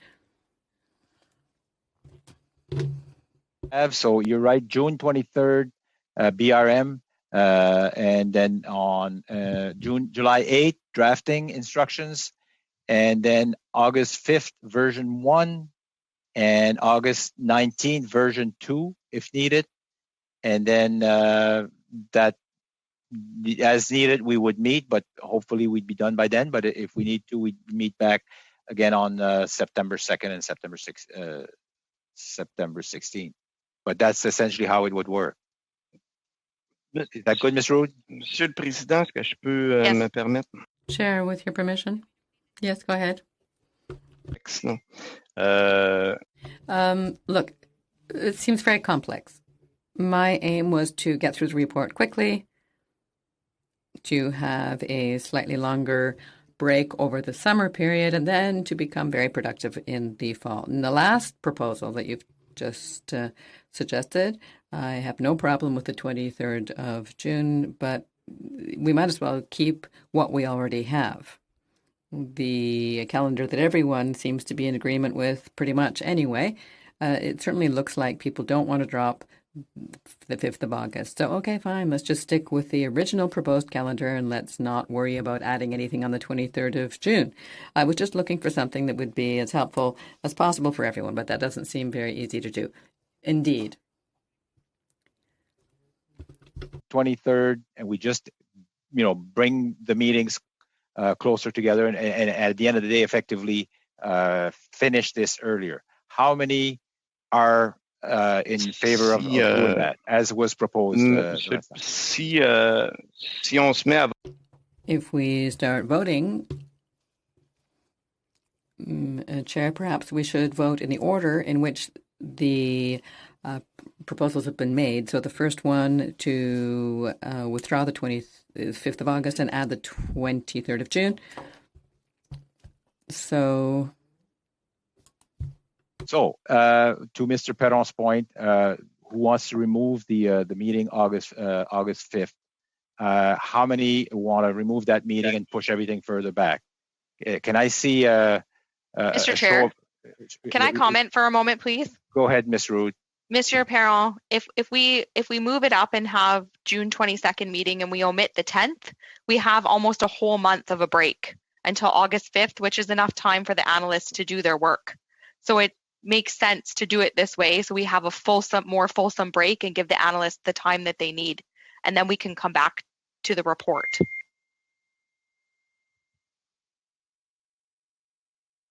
Okay, vous avez entendu, Monsieur Perron? Mr. Perron, you heard that? Is this helpful?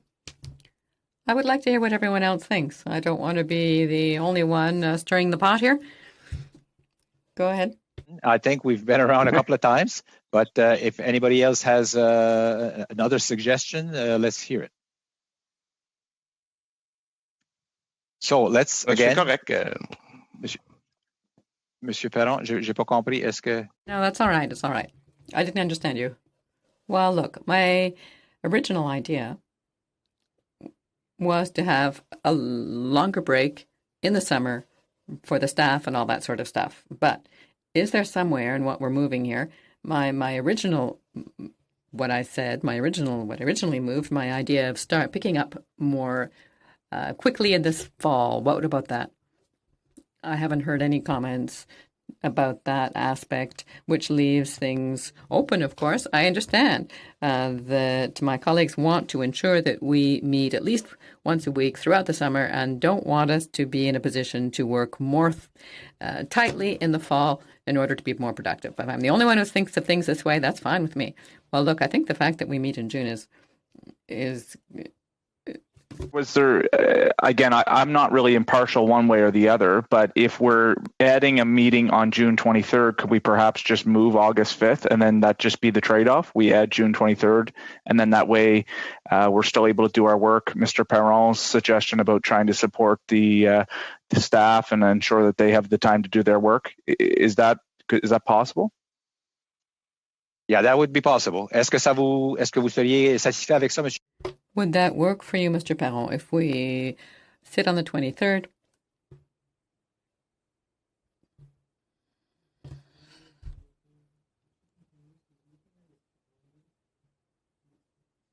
He wants to just rid of, August 5th. August 5th. Ouais, c'est pas grave non plus. Yeah, that's certainly a possibility. Just a second. That is certainly a possibility, just to remove August 5th, and the fact that we will have a meeting on June 23rd would just that'd be the only change. Puis là, ça répond un peu à votre préoccupation. And that is a response to what you're asking for, right? Monsieur le Président, juste pour... Chair, just to make this ultra clear, Ms. Rood's proposal is very simple. Her idea is that we come up with a report able to be tabled as quickly as possible in the House. And I think most members of the committee, I'm with them, and we all feel that that's what counts. We have a meeting that's been put off with the minister and her colleagues, and if we want to have a report in so that she's able to look it over and be able to have a proper meeting with her provincial colleagues, when she does, then it's important that we get this report in as quickly as possible, and I think that remains our priority. If I'm not sure if I may, Chair, go ahead, please, Clerk. I would just like to remind members of the committee that you can indeed adopt a committee report. But remember our discussion a few days ago, though. Right now, we cannot present any report in the House. We can't table it. Even if you carry it on the 19th of August, it will be very satisfactory to have done so, but it won't be made public until it is actually tabled in the House. Now, things now stand, the first time that could happen would be only on the 21st of September, unless the situation changes over the summer and there's a new agreement to the effect that you would have the permission to table electronically, then the report will not be tabled immediately. I just want to avoid any confusion on your part. Even if you do carry the report during the summer, you won't be able to table it, at least not in the current conditions. That's the earliest we can put the report in the table. The report in the House is September 21st. So I think we've added some flexibility. We've put an extra meeting in June and removed the one in August that Mr. Perron was a bit concerned with. And I know it's not 100% exactly what you want, Mrs. Rood. If we add the meeting in June, then the meeting on July 10th is not necessary because we're moving up those meetings. So the only necessary meeting is July the 8th, according to the schedule, to give drafting instructions. So if we remove the 10th, there's no reason why we shouldn't have the 5th of August meeting. If we remove the 5th of August, then we're removing 2 meetings, according to the schedule. So we need that meeting to fulfill the 6 BRM meetings that we have to have in order to fulfill our motion for the BRM when it was first brought up. So that's why we need. So, but effectively, it would remove the August 5th and then just push everything back. We'd be at even stage because we've replaced August 5th meeting with June 23rd from the original calendar. Okay. So let's are we okay with that? June 23rd, and we remove August 5th meeting, gives a little bit of a stretch there. And I know it's not, we can't please everyone, but is that acceptable to all? Monsieur le Président, pourriez-vous... Chair, I do have a question. Could you just go back over this and give us the dates again? Because you've been tossing this around now for some time. Could you just go over the dates that you would like us to decide on? Mr. Liu, I will write it out clearly for you, and I'll be back in a minute. Just give me a second. I just want to write it out, because right now we've been back and forth so many times. Let me just get this nice and clear in writing to make sure that we all understand what our summer sittings are going to be. Thank you, Chair.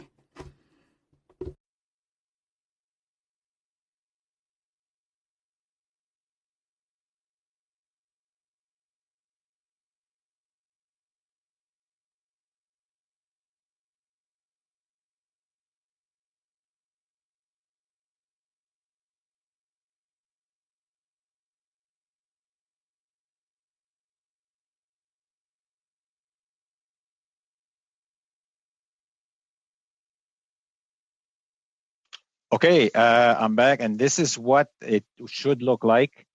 June 23rd, BRM. July 8th, BRM and drafting, so half a BRM. And August, so that would make up our 6, I think, at that stage. That would make up our 6. And then August 19 would be the next meeting. We'd have version 1, September 2nd, version 2. Hopefully we don't need it, but September 16, version 3. So that's how it looks now, as from what I was able to gather, to make sure that we have our 6 BRM meetings that we have in our motion. So then we're missing no July 10th and no August 5th then, Mr. Chair? That's right. We have July 8th and no July 10th, right? Just hang on. Let me just double check that.